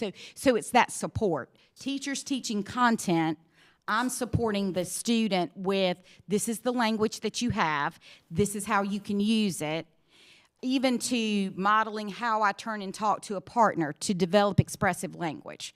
Thank you. That leads me to the next question of, I know there's certain federal statutes around it, but if we're using a fair amount of push-in models, grouping students in the same classes as much as possible so that push-in can have a much better ratio makes a ton of fiscal and efficient sense.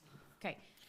And we Tell me more, tell me why we I can- can't. And so we do some of that, but Okay. again, as you said, there are rules about how you can't have an all ML class unless it's providing direct instruction support as that service. So in other words, when I go to my Unless it's an ML ML class, class. I can go Right. there. But in my third grade general ed class, it can't be all of anything, just as it cannot be all special ed or not. It has to have that variety of kids in it. Right. Now, to speak a little bit to your point, we do have some schools that cluster students by proficiency level. So teacher A may be really, really good at working with a lower proficiency group of students, and so we cluster a certain number of students within that classroom. And so the ML teacher can then go in and support at a specific proficiency level. So there are ways that we address what you are describing. It just, as he said, could not be like the whole class. And But- that's federal law that prohibits? Yeah. So if I'm looking at a class, at a school, I've got kids and all, let's just go with third grade, you mentioned that. So I've got the kids in the regular third grade classes, take special ed out of it and take related arts and kind of special areas out of it. Kids are getting pulled out for MTSS 3 and having an interventionist in an area. And then kids get pulled out for ML on the direct, not the monitored side. Right. That's it? Or is there something else that kids are getting pulled out to have what I would call intervention, where they're doing a pull-out method? Is there anything else? The main ones would be, as you said, SPED. So if I'm in elementary school, if I'm going to my special ed support. Right. Or if I'm going to my ML support, or if I'm going to intervention. Those are really the big three. Is there something else outside of maybe like speech or? Speech, sometimes some of our younger kids would have some physical therapies that they may have to go to for, different Occupational reasons. therapy stuff. But very few, there's really nothing else to pull out a student for. So to tie back the question from Dr., I forget her name. Crotwell. Thank you, Crotwell. If, let's say that I'm that third grade student and I'm getting pulled for MTSS 3 intervention and I'm getting pulled for ML, and I'm also sitting in my third grade regular class, who is the one adult that is responsible to make sure that kid, that is not just getting three kind of disparate services that aren't tied together? So if I'm an ML child, the ML teacher, through the writing of their ILAP, so their individual support plan, that's sort of the person who sort of keeps that piece together. Okay. So that plan is crafted with the gen ed teacher and with the support folks that may be working with that student, so that there is that consistent approach on really where the needs are and what they're trying to attack. So there is someone driving that. The ILAP drives it through the gen ed being the, okay. And so that is something that is one of the highest expectations that I have for my team, is that they develop a system of communication with the gen ed teacher, because as we know, that's going to be the most critical piece. And realistically, the best place for our students to be, if we can get them to that point, is to be in their classroom with their teacher, and that is the goal.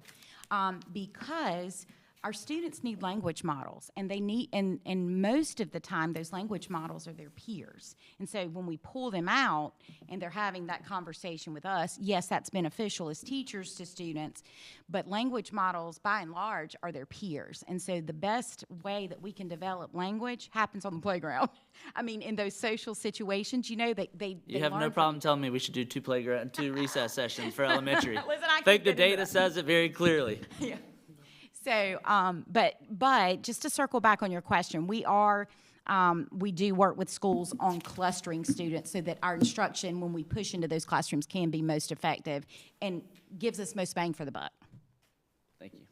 The next several slides, Ms. Quickle, in the interest of time, we've given you some examples of data points that we really track ongoing for our ML kids, because I think it's important for us to hit a couple of these other key points, but we've given you examples of our professional development. You can see how much more robust that has become over the last couple of years. That next slide, you can see the growth of students. Again, our goal is to try to get more and more kids to that proficiency status so that they are no longer in need of direct service. And you can see just some quick glance examples. When it says not reported, that means that the State Department did not report it for that year. And you'll see some of the high school piece as well with that grad rate. This is looking specifically at our ML kids in how they're performing So just, again, some other data points for you all to have access to and to look at.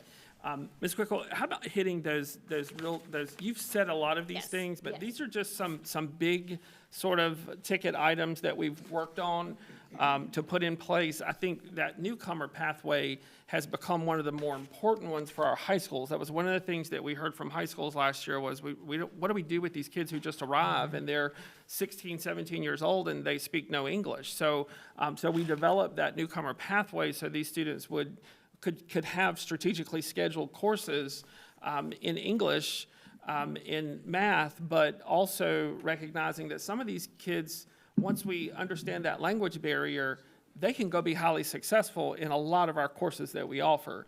And so that was really sort of one of those key aims there. So real quickly, hit those big points on those slides, please. Going back when you have time, and I did want you all to know that on the MLPD, where we outline that for you, there is a hyperlink there. And if you want to look, I have attached 3 years worth of PD by school. And even within that, if there's something specific you want to see, we've hyperlinked in presentations. And so if and when you want to have that for your viewing pleasure, it will show you kind of the focus that we've taken within each school, and it looks a little different. So that's just another resource. So the newcomer pathway we've talked about, I won't share too much more about that, but one of the important pieces there is the co-teaching model. We've tried to develop that where we chose two EOC courses where those teachers are sheltered instruction trained, which simply means that they have been trained with strategies to allow students access to content. So it does look a little bit different than if you were to go into a traditional classroom. They'll have language goals. They'll have different strategies that they're embedding. But along with that, we've also partnered the ML teacher to co-teach in that classroom. So, and again, this is a variation from each school, just depending on how they are moving forward at this time. We are adding in the small group student support at BC High School. Again, this is year one. There will be a lot of program development work being done this summer, and it will be surrounding the newcomer toolkit that it has been, that is a resource that is put out by the U.S. Department of Education. So it's a resource, and it structures just kind of like, hey, an effective newcomer pathway has these components, and that's what we will be using to design and move forward and target the specific areas that need development in our program. ML ambassadors, we've talked about that. The goal this summer is to add a non-Spanish group. Obviously, that training looks a little bit different. I've already identified some amazing students. So excited about that. And then I did list here just ways that our ML ambassadors have offered support this year. So moving on, accurate coding and accountability. This is huge, and it has been a learning curve. And this is a huge shout out again to Dr. Burgraff, who can whip up a spreadsheet and data like nobody's business. So I just always appreciate his help. But what we've done is try to centralize the coding in Power School. So previously, that coding had been done at the school level by our teachers. This year, we have done it a little bit differently. It was coded by myself and one of our team members in our instruction department, just to kind of minimize the number of hands in the pot to hopefully improve the accuracy.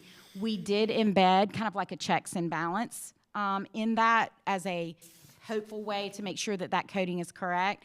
I do work very closely with Dr. Burgraff to make sure that data is being reflected accurately.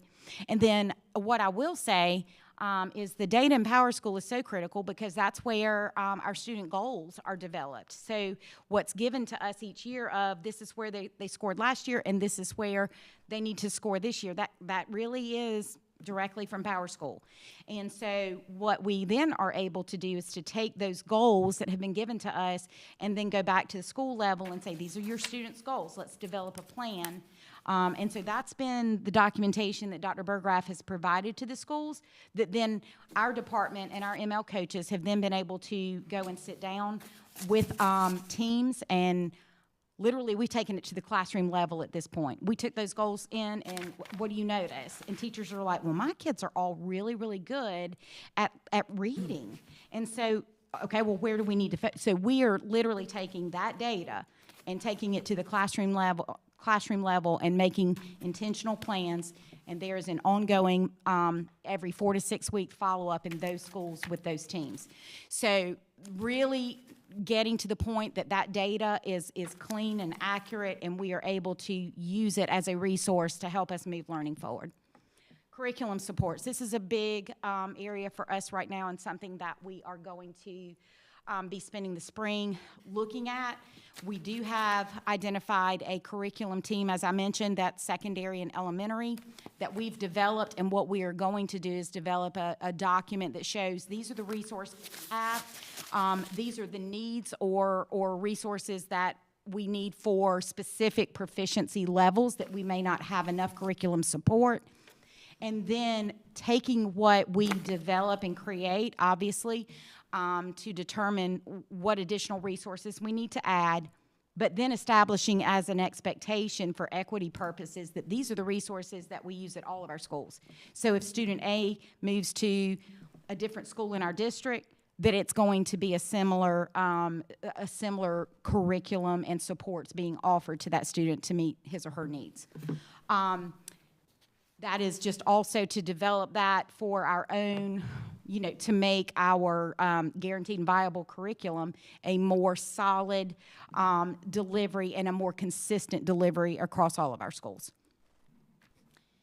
Two-way dual language immersion. I know I talk a lot about this as it's one of my favorite things to talk about. As you know, we do have a K-1 implementation of this. We are currently in the process of recruiting our next group of students, and we're excited about that.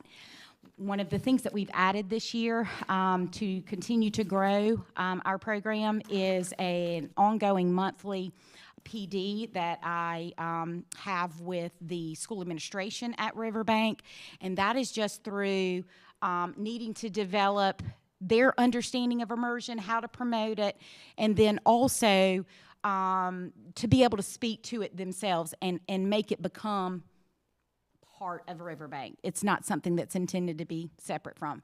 As I mentioned, two-way dual language immersion is considered a service model. And I'm going to share a little bit of anecdotal data, but our winter MAP scores for our first grade, 33 of 36 students met or exceeded their goal in one or more of the content areas. The other 3 made progress. They just didn't hit the goal. So they're all making progress. And please also note, I'm very, very proud of this, we do have students that are special ed in that program. What grade was that? First grade. Do we have, how many first grade classes hit that ratio? That's got to be one of the highest we have, right? Without a doubt. Pretty successful, yes. We were excited about that. We had gotten some really positive feedback at the end of last year from Lisa Felton from USC, and I think that was shared with you all. But that's a tribute to the team too. Guys, they're amazing. Nice. I have never had the privilege of working with a more, they're just a great group. They take the ball and run with it. But one of the things that I want to point out that is pretty critical, in my opinion, to the success of this program is this team is very intentional about what we call the bridge. And the bridge is if I am taught, because they learn their math and science in Spanish.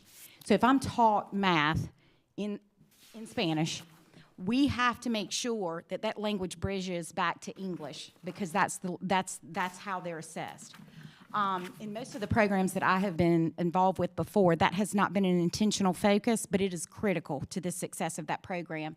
And those teams have done an exceptional job of bridging content. And so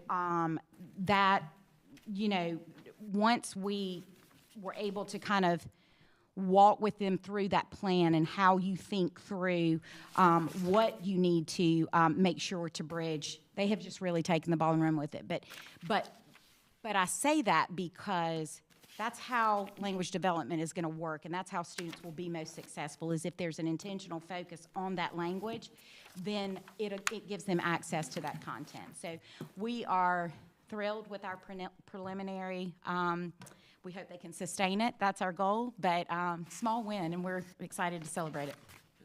Ms. Quickle, in the spirit of time, we've got 3 more slides, but I think those are just a really Summaries, good yeah. summary of what we've been doing, what we're working on, and so, we wanted you to have access to that so that if you had questions, if there are specific things that y'all want to look at, there will be some budget requests as part of this work as we continue to look at the service models, the programs, and things like that. So we wanted to make sure you had that. But I think in the interest of time, I'm sure we'll be happy to answer any additional questions you all may have.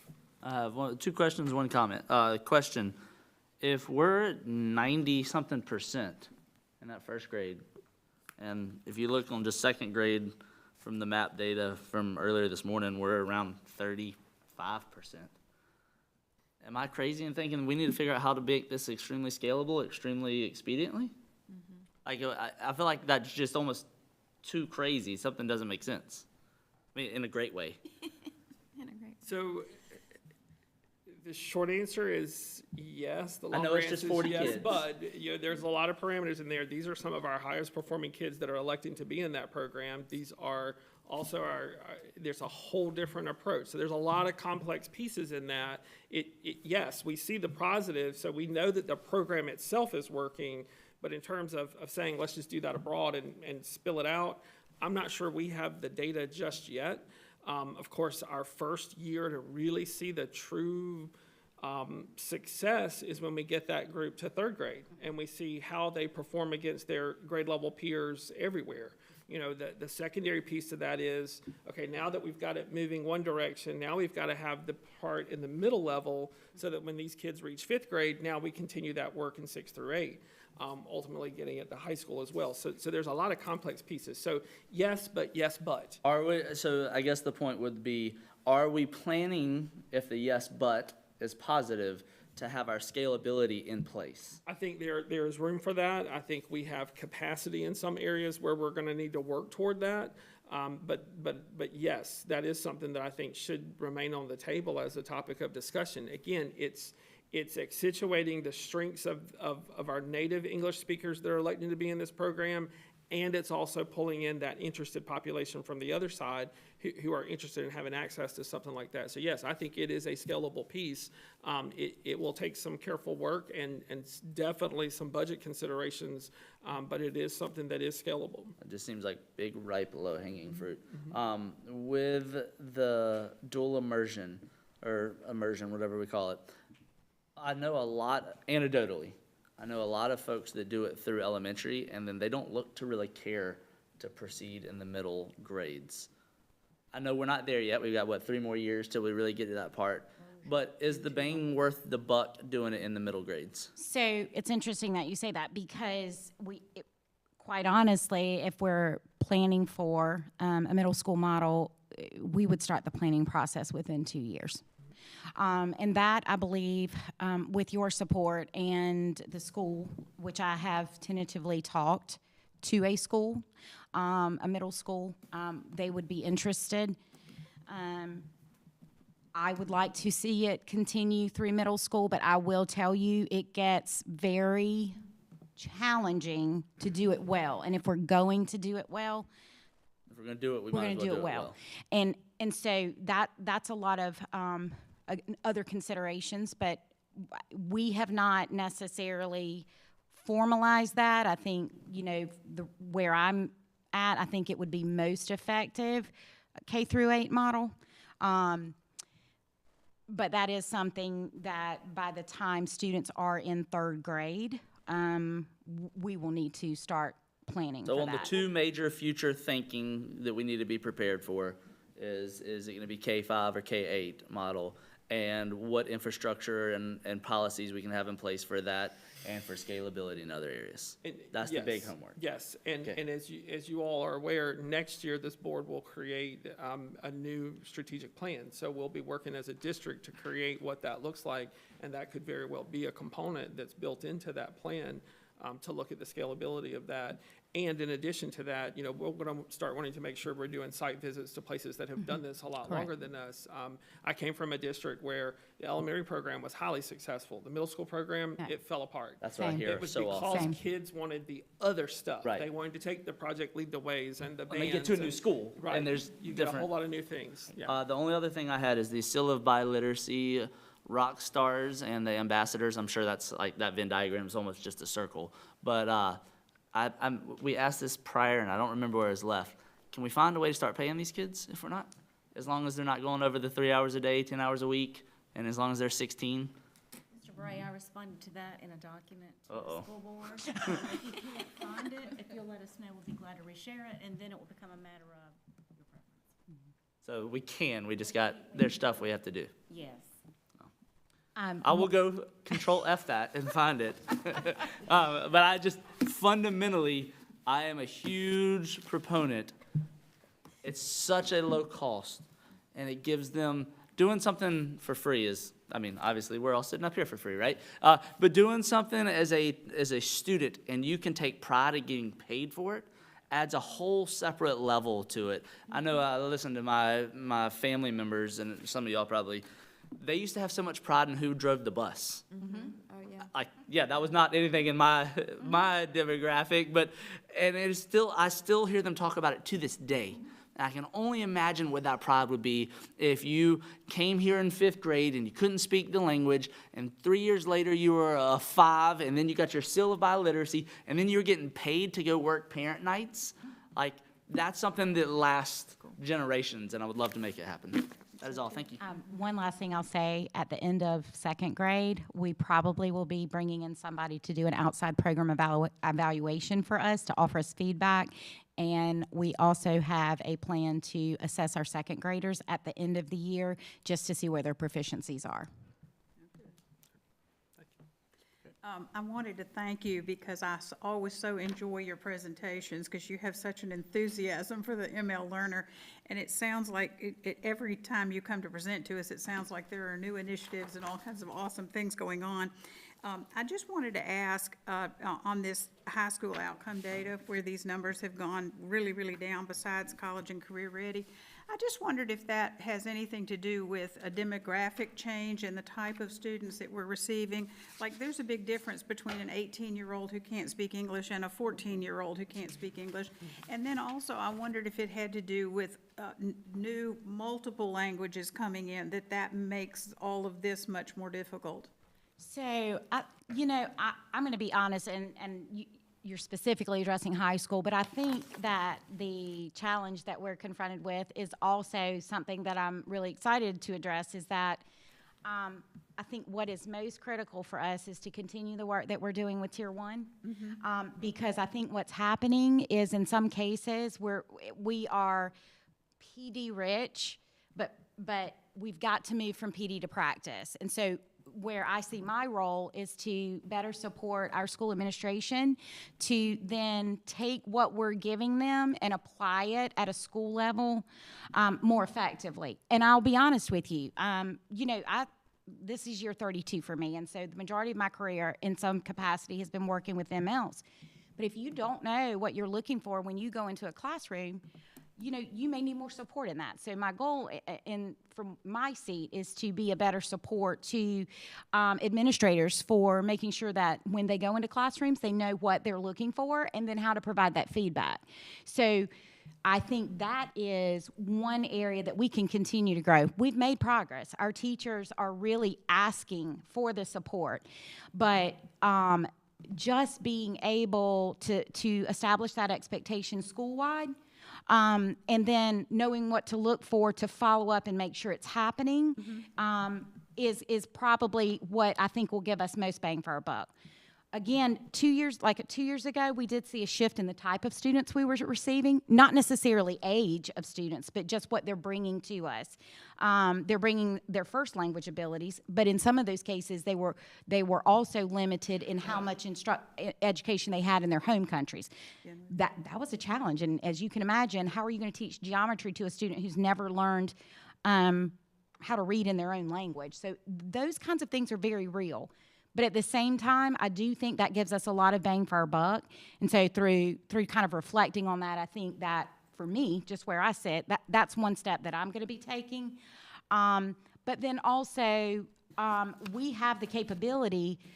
I learn by doing. And so I think a lot of times teachers, it's not that they don't want to, they just don't know the most efficient way to do it, and their time is limited. So for us to be able to go in and sit down and plan with those teachers a few times, once they know how to consider how to plan for an ML in mind, I think we'll get continued success. We have several, again, our schools that have really kind of taken this on as a focus is we're seeing, bang for our buck. So it's just a matter of continuing the work that we're doing in that regard. But I do think that being said, that, that's where I'd like to focus my attention as we move forward, because I do agree with you that our numbers reflect, and I think they will. I think we will continue to see growth in our numbers. I'll knock on wood. That's my expectation. I'm going to speak it into existence. But I do think that's where I would start. All right. Thank you very much, Ms. Pickle. All right, next up, We're going to try to knock out one more little session. we got then one we'll more, and take this a- one's gonna be real fast, take a because lunch most of break. this you That's guys fine. already have heard before, so Dr. Burgraff is gonna be expeditious, and he's gonna hit real fast, and then he's gonna get to one important slide and give you all some projected numbers. All right. We're on a time clock here. Calculations on the school report card, but grad rate is not one of them. At its base level, it's how many students earn a diploma within 4 years over how many students have attempted that journey with us or begun that journey. As high schools, this is not complicated to calculate, but there is a lot that goes into making sure it is as accurate as it can possibly be. So there's two components. One is making sure that in the numerator, all of the kids that we have meet the requirements that they need in order to graduate. The denominator, making sure that the students that we are accountable for is the tightest, cleanest list that there possibly is. So how do we do that? For the numerator, we use a number of methods. One is a system called Pathways. Pathways automatically analyzes student transcripts, and it alerts counselors to what requirements are missing for a student who is who's on the path of graduation. So here's an example of a screenshot. It flags the counselor, hey, this student is off track. They still have 2 science courses that they need in order to graduate. It removes some of that human element of missing a requirement along the way by letting them know what those remaining requirements are. We also have IGP conferences annually with students. Students need to know, hey, you really have to pass this course in order to graduate. Okay, that comes through those conversations. Counselors review senior transcripts to make sure that you don't have a student who took a course in virtual SC over the summer and it never got added onto their transcript. Making sure that all of those are accurate, and then schools track each individual senior to have conversations. Are they where they need to be? Are they on track to graduate?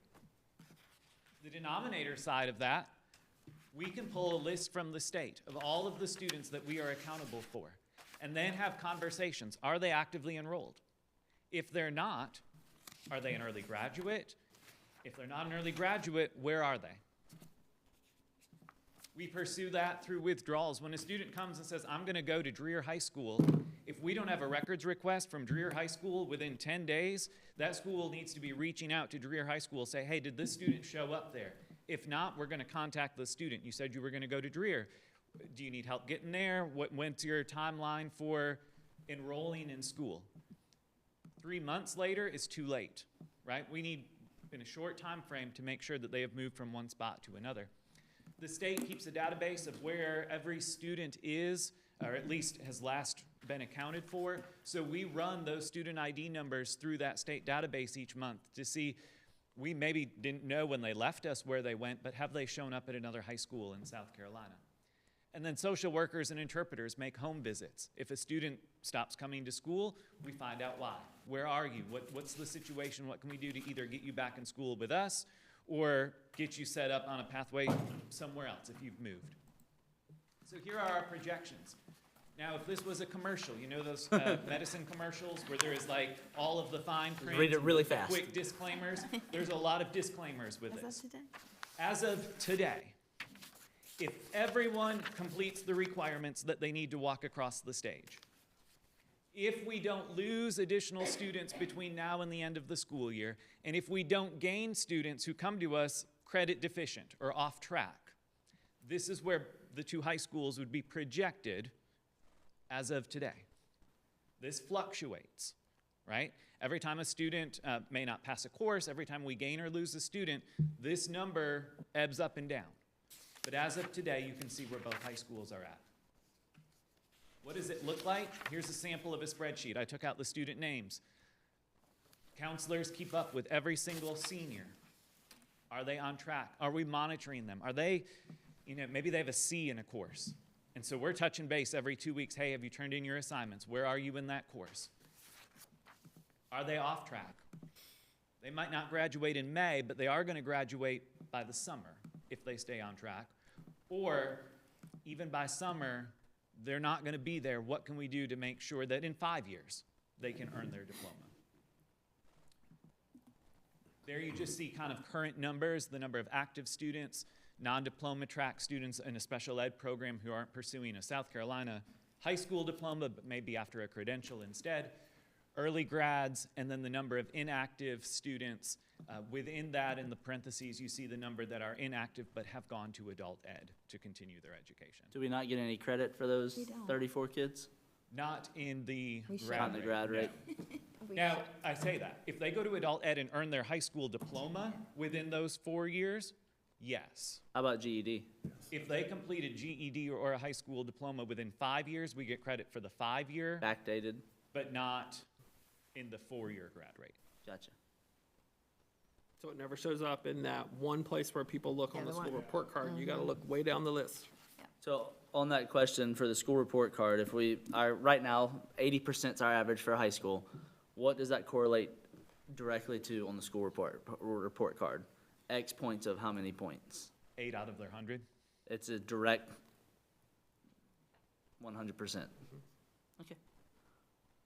God, I feel like when I first came on the board, we talked about it so much, but realistically, a 60% grad rate, which isn't great, and 100% grad rate, which is amazing, is only 4 points difference on the school report card. It seems The critical like we made piece- way too much of a deal about that. It's one piece. The critical piece is increasing the performance on Algebra 1, English 2, Well, good for the school report card. That's what matters. Yeah. Yeah. Wow. Any additional questions? Any more questions on that? This is largely data management, and so, when we presented that rate to you in the fall, it was reality. You can see there's movement up, and it is only due so far, I shouldn't say only, it is largely due to proper data management and the increase in the amount of support we put into locating missing students. So we're already seeing that, but also we've been much more careful early, so in 9th and 10th grade, instead of waiting until they're 12th graders. Mr. Hall? What's our policy of, I guess more in the high school, of accepting out of district students? Do we look at anything? Is it just a discipline thing, or do we have any policy of who we accept? When you say out-of-district students, you mean students that are out of district but are moving into our No, district? people that live in another district. I mean, that's part of the enrollment process is, they have to live, in our district, to be able to enroll here. I mean, that's how it is. And now we do have some flexibility with that, but ultimately, if it's somebody that's wanting to come here from out of district that has, some substantial, behavior issues or, academic issues, but that's not a requirement by any means for us to accept them. 2 questions, pathways related. Do teachers get to see this? They do not. Is that good or bad? I mean, obviously, we don't want a teacher passing a kid just so they can pass. But at the other instance, if I can see that I am the teacher that could be the differentiator on this one student, I want to give 100% all the time, but let's be real, I can't always give 100% all the time. If I know I need to pull Johnny over after and say, hey, maybe you should look this up after, give that extra little push. Where's that scale fit? Right, while they don't have the login specifically, our counselors, given our the data. administrators absolutely should be having those conversations that you just described. Yes, we need to find that person that can make a difference for that kid to get them over the finish line. And then, go ahead. Some of that is strategic scheduling. If I know a student needs to pass a course and they have a connection with a particular teacher who teaches that course, I'm making sure I schedule them into that section because that rapport is going to push them over the edge. Perfect. And then I hate to be the one to bring it up, but Pathways seems to be extremely efficient and effective. Has our counselor FTE gone down because of that? Because that took a lot of what my counselor was doing when I was in high school out of the way and made it digital and quick. Or does we keep the same FTEs and now they should be doing a whole lot more granular groups and making sure having those, should we be expecting a lot more of our counselors now because there's a system in place that does a lot of what their old I job think a lot performance more was? of their time should be spent dealing with At the the high school student. I think a lot more of their time should be spent dealing with the student and how to get them to finish those things that we now automatically flag as needs, for sure. That's part of that, we have enough people to do this. We just have to make sure we have the right systems and the right structures to get it done. Well, I think that's, I think across the board, we would agree that now that it's there, let's make it happen. Absolutely. Thanks, Dr. B. Thank you. That is officially the end of my area. Thank you, sir. All right, well, we're gonna take a lunch break now. I think Miss Aaron is on the way back to us in a minute. So we'll take about a 30-minute lunch break and we'll come back in at what would that be? Say 1:15?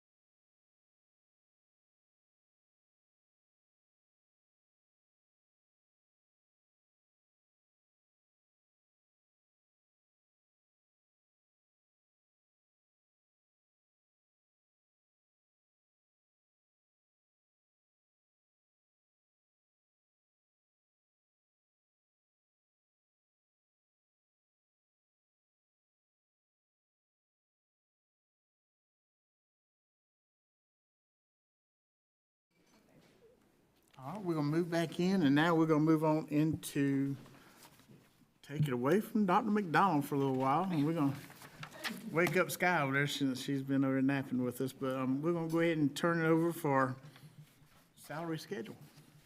All right, good afternoon, everyone. If you look at the sheet that I have titled FY 2025 Minimum Salary Schedule, that is the State Department's current minimum teacher salary schedule. So that schedule is the minimum we must pay teachers. If you, if you look at the left column, the years of experience, it's the step they would be on. And the column highlighted in yellow, that is the dollar difference between the steps. So I know in the past there's been discussions about the amount in between our current teacher salary schedule steps. So what I did with the sheet that has the red proposed 26-27 SDE minimum dollar difference, I took our current teacher salary schedule and applied the dollar difference of the minimum teacher salary schedule to our current salary schedule. So you notice the beginning teacher and I also have our current teacher salary schedule given to you as well for reference. So if you look at the proposed 26-27, and this is without changing the starting teacher salary, and I add the dollar difference that the state minimum salary schedule says, you'll see the amounts in white with the white background all change, but when I get to the yellow, we have to merge into our current teacher salary schedule. For instance, if you look at step 20 on the proposed salary schedule, the amount $61,500. If you look at step 20 on the minimum for a bachelor's, it's $59,000. The next step is to step 21, that's to $59,500. That's a $500 difference.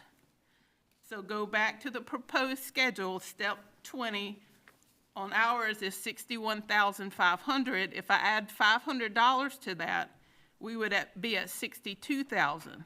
But because our current salary schedule is more, we have to keep our current teacher salary. And the reason I'm bringing this to you today is to try to solidify the amounts in between the steps so that when we move into actual budget readings, I can lay this to rest before we get there. Are there any questions? Yes. One comment and then one question. Comment is, it looks great. Fantastic work. Question is for the 2As. We're going to phase them out, which makes sense. Are we grandfathering them? So, how's the phase out plan of that going to work? well, it kind of depends on how we approach the salary schedule for next year. Let's say we, as a board, you as a board, decide to give teachers a $2,000. Across the board raise. Yes.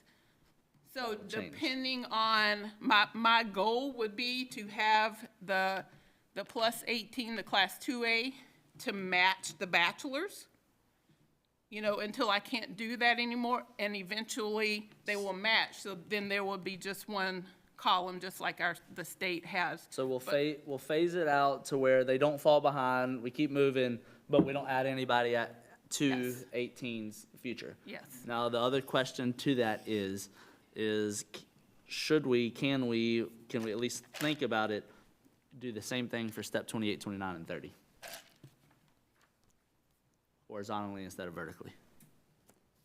Don't need an answer for it now, but that would be wise to look into. Mr. Bray, one point of clarification.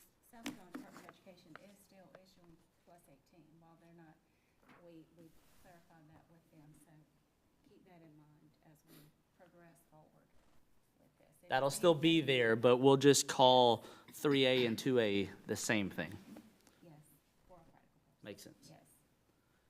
Can you give us a dollars and cents number when we get to that point of if we took 28, 29, 30 horizontally and made it that peach color as well? What that impact would be? Does that make sense? Yeah.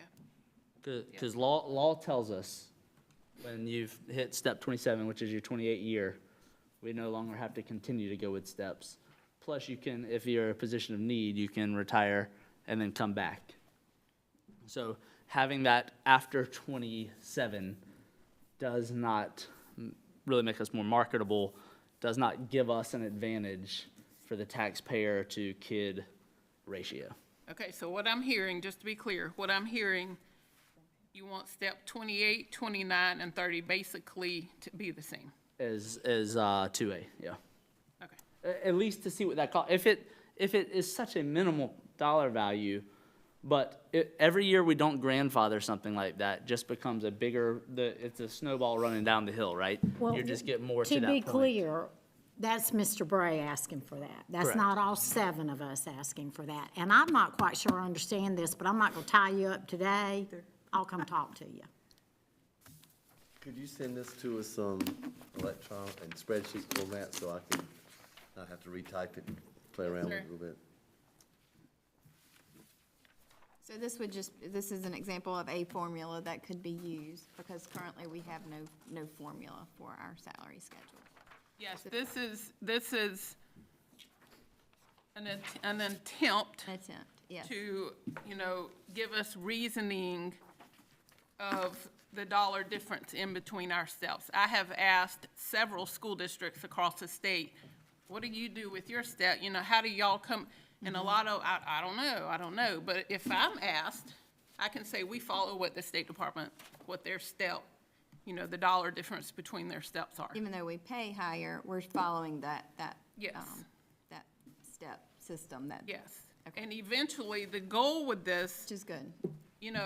as the starting salary increases, the goal of this is to get rid of the amounts, the amounts in yellow would change, because, the steps, I would be able to increase the salaries as we come down.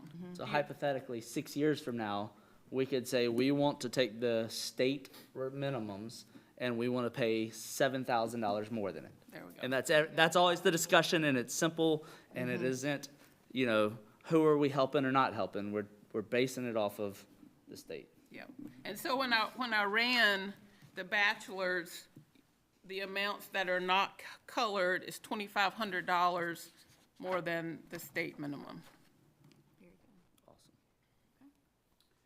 Yes, ma'am. I'm sorry, I'm being obtuse here. The minimum salary schedule, the amounts in yellow are what?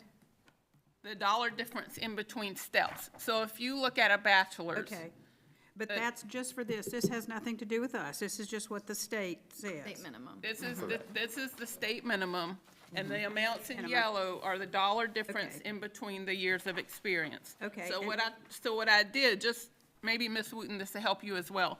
So what I did, let's look at the minimum salary schedule for a bachelor's at step 4. The state, right? The state The minimum. state Yep, one? that one. Yes, ma'am. All right. That's the first column, step 4, is 49,500. So when that teacher, when we go to next school year, that teacher will get a step. So they get a year of experience. So on the state minimum, they would go to $50,500.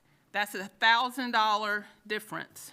So that step is $1,000. Their salary, if we paid the state minimum, they would get a $1,000 increase. It looks like it's a $250 increase.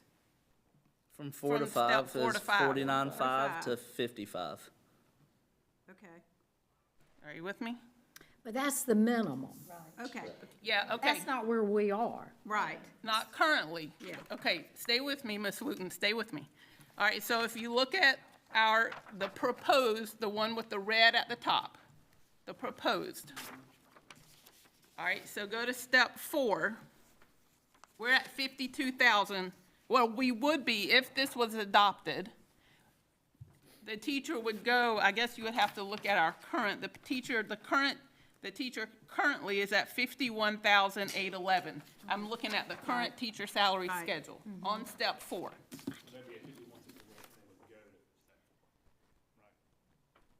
She's saying starting it as a 4, Yeah, going to starting 5. at it as a 4, 51,811. If this salary, if I did not change the starting salary, this teacher would go from 51,811 to $53,000. From 1 year to the next. Yes. Yes. Okay, so tell me what you mean on the proposal Okay, for the did not change from prior year. What did not change? okay, the amounts in yellow. We can't pay less. So No, those Well, have to well, I know stay- that, yeah. but we're not paying less up here either, are we? I mean, are we paying less anywhere? We're paying No. more. No, we Okay. can't pay less, but the only way to catch up is that we move that bottom up each time so that we can get back to it. But we can't do that in the yellows because we've just gotten too far off. I understand that part, but what I mean is step 4 being 52, and it's 51,811 over here. We're still ahead of the game over here at 49,500. So what, are you saying that the increase this person got is, I just don't understand why some of them did not change and some of them Okay. did change. I'm Okay, not I getting that. understand where you're coming from. Yeah, So if, on the proposed salary schedule, all right, let's say y'all came to me and said, Sky, I want to make this effective today, okay? So the salary at a step 0 would be 51,000. Okay. Same as it currently is. okay, And then I look at the state minimum, and I see there's, from step 0 to 1, there's a $250 difference.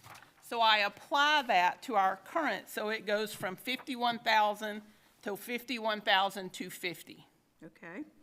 That's why those amounts are not in yellow, because they're a little bit more than what our current is.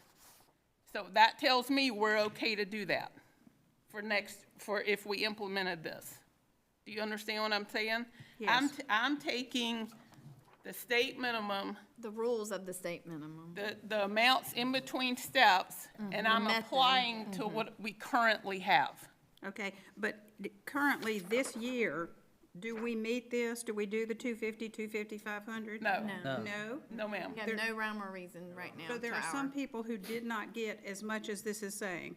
That's right. If you If look we at had our, applied it to this past year, if you look at our current salary Yes. schedule, yes. that's what our current salary schedule says. If we had done this last year, yes, a lot of these sales would have been paid more this year. You can see it on the one that says Lexington School District 2, 25 to 26.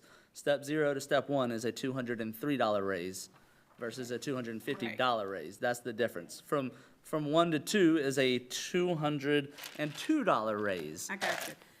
Okay, so you have to give this step increase, the minimum, regardless of whether people are making, if they were making $100,000 on step 1, you'd still have to give them 250 more.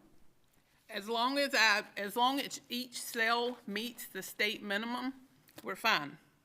Okay, That's- so what this really represents is your suggestion to us about the raises that people get. The method that's used. The method in between the steps. Right, but it does represent raises. It does go up. We'll get a raise as a result of the change step, yes. Right, But that's without any indication or support for what may be able to be done next year. So this is just what this current one would look like if you applied those rules. okay, so none of this is required Correct. because we're ahead of the game on Correct. everything. Correct. Is that right? Correct. Okay, so we could say, I'm just throwing this out there, I'm not suggesting it, but we could say, we're keeping this and we're giving everybody a $1,000 bonus. We could do that if we could. chose. Okay, I'm just trying to get Yes, clear ma'am. what our options are. Okay. Yes, ma'am. Thank you. I brought the change of the amount in between steps I got because you. I was asked to try to make that uniform. Have it make some sense. I got you. So that's for step 21, the first one in yellow in this column. the teacher that went from, step 21 to step 22 would still get $1,000 and the $1,000 there, right? And, okay. Everyone still gets a raise with the step. yes. It's just we didn't, the minimum, we're not, The minimum plus. didn't change, yeah. Right. It didn't change. We didn't bump the yellow ones, we didn't bump the minimums Correct. for ourselves. And then hypothetically, if these went through, the next year, you'd see another sliver Yeah. bump, and then another sliver bump, and 7 years from now, we would be back to this, call this X plus Plus X whatever number, yeah. flat number. Then your As biggest long as we decision can could be increase that minimum. where you're gonna Right. start, and then it And populates it's from back there. to Yeah. increasing everyone the same amount, not percentage-wise. Exactly. That's where percentages is what got X it. plus, not X That's times. what got us. Yep, Yeah. exactly. Very good information, thank you.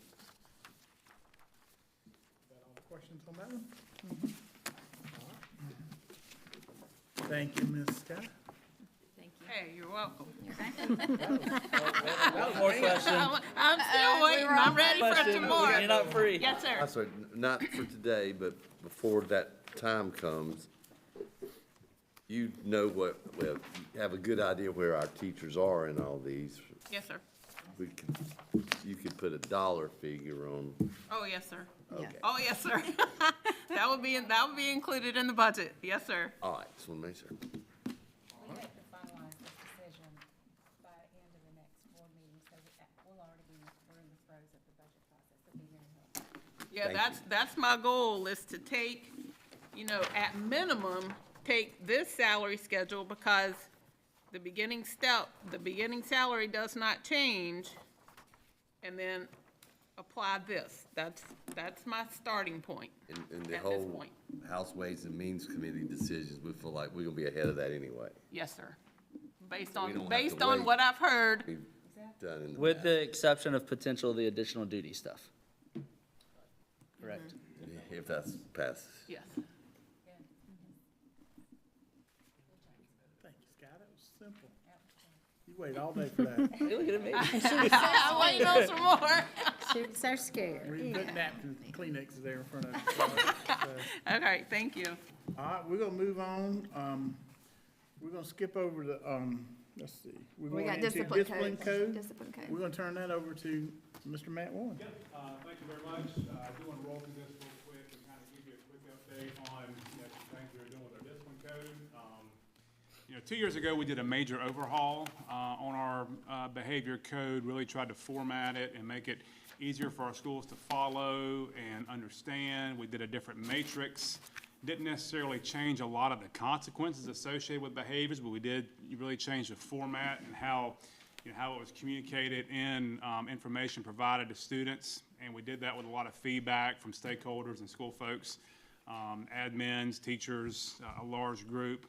We want to revisit that this year, and really the primary goal is to really review it and make sure and see if any changes are needed to our code. We have a large group that's already met a couple times, representatives from middle schools, elementary schools, high schools. We have some counselors, social workers, coaches, myself, district leadership. It's a large group, and really, even though it is a large group of folks tied to this work, it is, being broken up into small chunks. To get a lot of eyes is really the goal, get a lot of eyes on our behavior code and identify things that we can do better. Not necessarily reinventing the wheel, but really trying to integrate some more MTSS, trying to, like Dr. Crotwell talked earlier, align our disciplinary responses with, Tier 1, Tier 2, and really those Tier 3 intensive behavior interventions. Just trying to make sure we're being intentional about making sure all of our systems line up as best they can, and that we're working to do all we can to support the needs of our students while also holding them accountable. I mean, that's a big piece. I did a lot of discipline in my years as a school administrator, and I understand the importance of accountability and making sure that, there are rules in place and students adhere to those rules. If they don't, we hold them accountable. not so much as a punishment, but as a way to continue to help them learn behaviors that not only help them succeed in school, but also in life. So it's kind of continue to teach those life lessons. Why are we doing that? Mentioned a little bit earlier,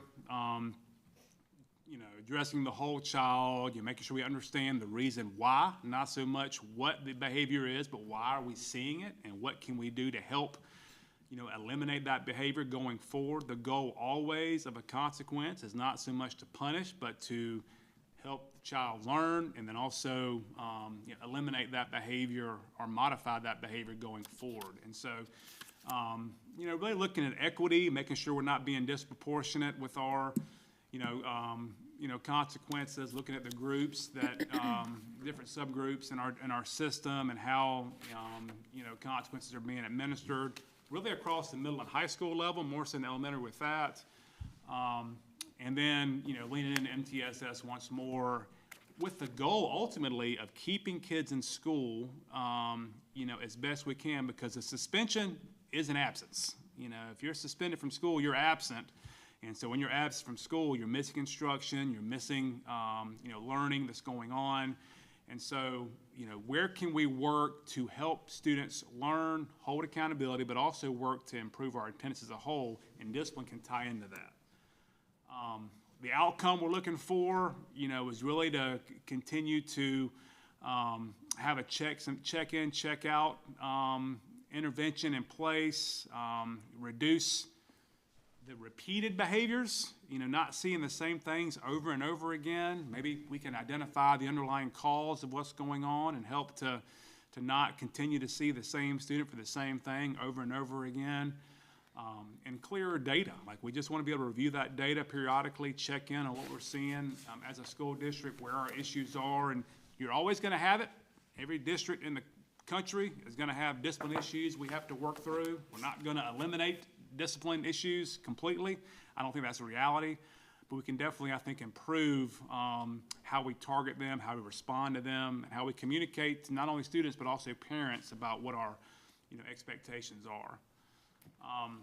The process we're using, like I said, we have a large group that is being broken up into smaller groups to look at different interventions, look at it from an elementary eyes lens, a middle school lens, and a high school lens.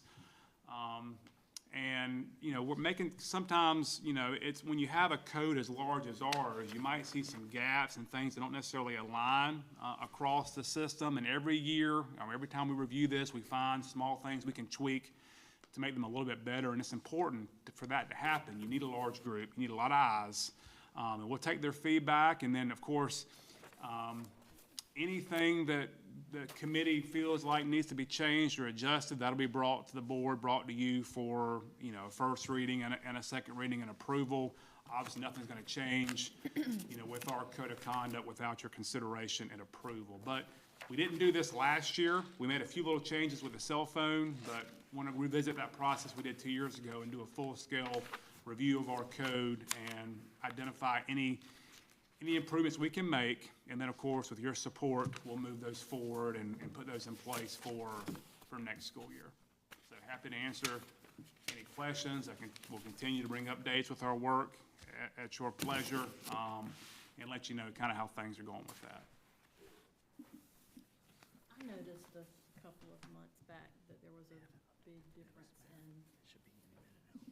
out-of-school suspension and in-school suspension. Is that decision made amongst just administrators, or is that like a policy that says this? You mean like a lot more out of school than in school? Right. There was a not big more in difference. school. I think the shift was out of school to in school Well, mostly, wasn't it it? was very different at both schools. Both schools it might have, Right. okay. Yeah, that's something we'll look at, and something I've charged our committee with is we have in our code 5-day suspensions, and I've challenged them to say, let's look at that. I mean, it's not my decision. I'm not owning this decision myself, alone. I mean, this is a committee work, and of course, coming to you, but looking at and saying, can we, when you suspend a child 5 days from school, they're missing a lot of school. And they're missing a lot of instruction. And is that something we can communicate the same message, hold them accountable, but also limit those out-of-school suspension days? There are times where that out-of-school suspension is unavoidable. But if we can keep them in school, hold them accountable. Why is it unavoidable? Well, if it's, I mean, if it's a major severe offense, a major altercation, you know, any, some kind of weapons violation, you know. I'm Just because it's statutory? Statutory, that, you know, I mean, there are certain offenses that require an automatic recommendation for expulsion, automatic Yeah, I suspension. get expulsion, but where is there a statute that says 5-day suspension anywhere? No, there's not. I'm just saying, Okay. that's in our code. Gotcha. So we can Right, yeah, yeah, definitely, Be the appropriate is that appropriate? for a certain offense. I mean, I get a cool down period, but 5 days is The crazy. 5 days is long. And that's stuff that I've challenged them to look at, to say, can Right. we look at that and, you know, reduce that, or, you know, find another way to communicate the same message, hold accountability, but also keep kids in school as best we can, while still maintaining structure, order, supporting our teachers. That's a big piece. I mean, you know, I've been in the classroom, and that support from your administration is critical whenever kids are making it challenging for you to do your job as an educator. So that's a big piece we have to consider too. But realistically, in the 5-day suspension world, it's just as hard for that teacher having to catch the kid back come business day number 6. Yeah, I wouldn't argue with that. Any other questions? And we'll continue to bring information to you as you would like, and then we'll bring some recommendations, probably the May first reading, June second reading timeframe. My request for the committee is simplify, simplify, simplify. Group. I mean, Yeah. I think that's just, we could do that every year and we'd never get it simplified enough. That's right. I do have one question. Like, when a child, I guess I'm not sure this is the correct word, but, you know, has protection under. I understand. Yeah, okay.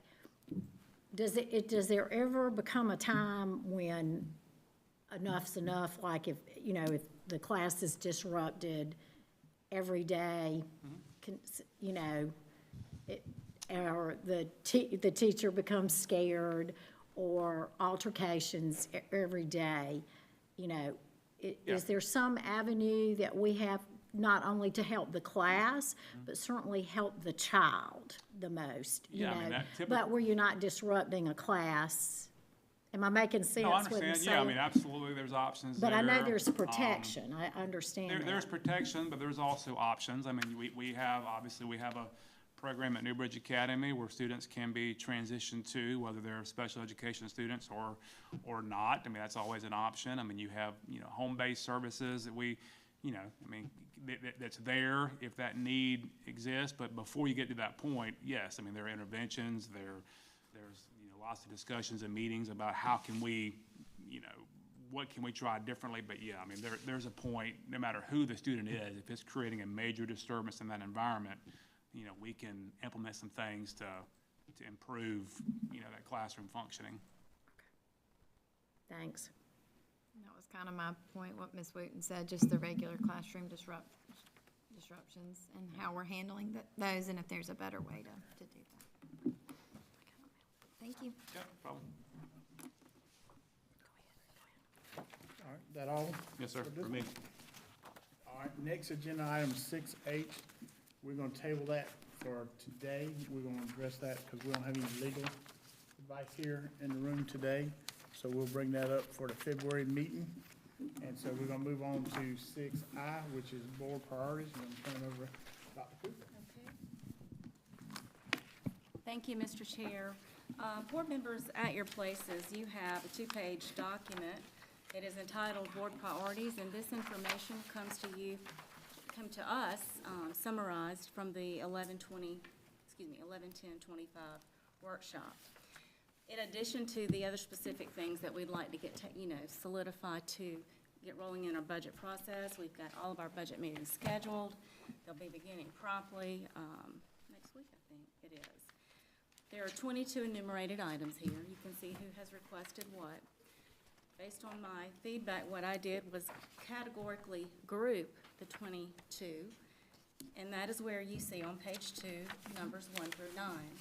From there, I took the top 5 priority categories from the 22, from the 11/10 workshop, and that's what you see at the third of the bottom of the page. And then finally, from there, it also is the top, from that deduced to the top 5, and it also shows you which board member requested it to the side. I request of you at this point so that we can have this information moving forward, is to take these top 5 priorities, categorically give us your top 3, or whatever you would like, however you would like for that to look, so that we can go ahead and notate that in our budget process. And if it's possible, I'd like to have this information by next Wednesday, end of the business day. And if that's not a good time, let me know, but as soon as possible, and that, there's a reason in that deadline. So my request, or our request, is for you to prioritize the top 5 and the top 3, and if it needs to be more than 3, you can let me know. Okay. Are there any questions? I do. Just have Okay. a quick question. So, well, I just want to first thank you for putting this together. is awesome. And keeping up with Yeah. all of our comments, because that's pretty I've seen that impressive. So before. thank you for that. And for, like you went through and prioritized what we kind of commented on. I did, I mean, every board meeting, we do get update on safety and security, so I don't really see that on here, but we all know that that's top priority always for the board. And then, academic achievement,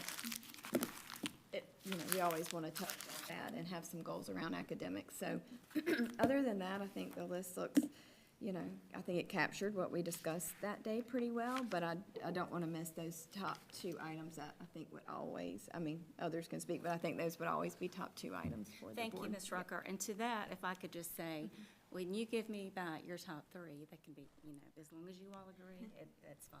Okay, but I have made that note, Thank you. so I'll add that. And this is fiscally, right? Absolutely. This is budget-wise. Yes, it is. Are there any questions with this? Is there another chance to add things to?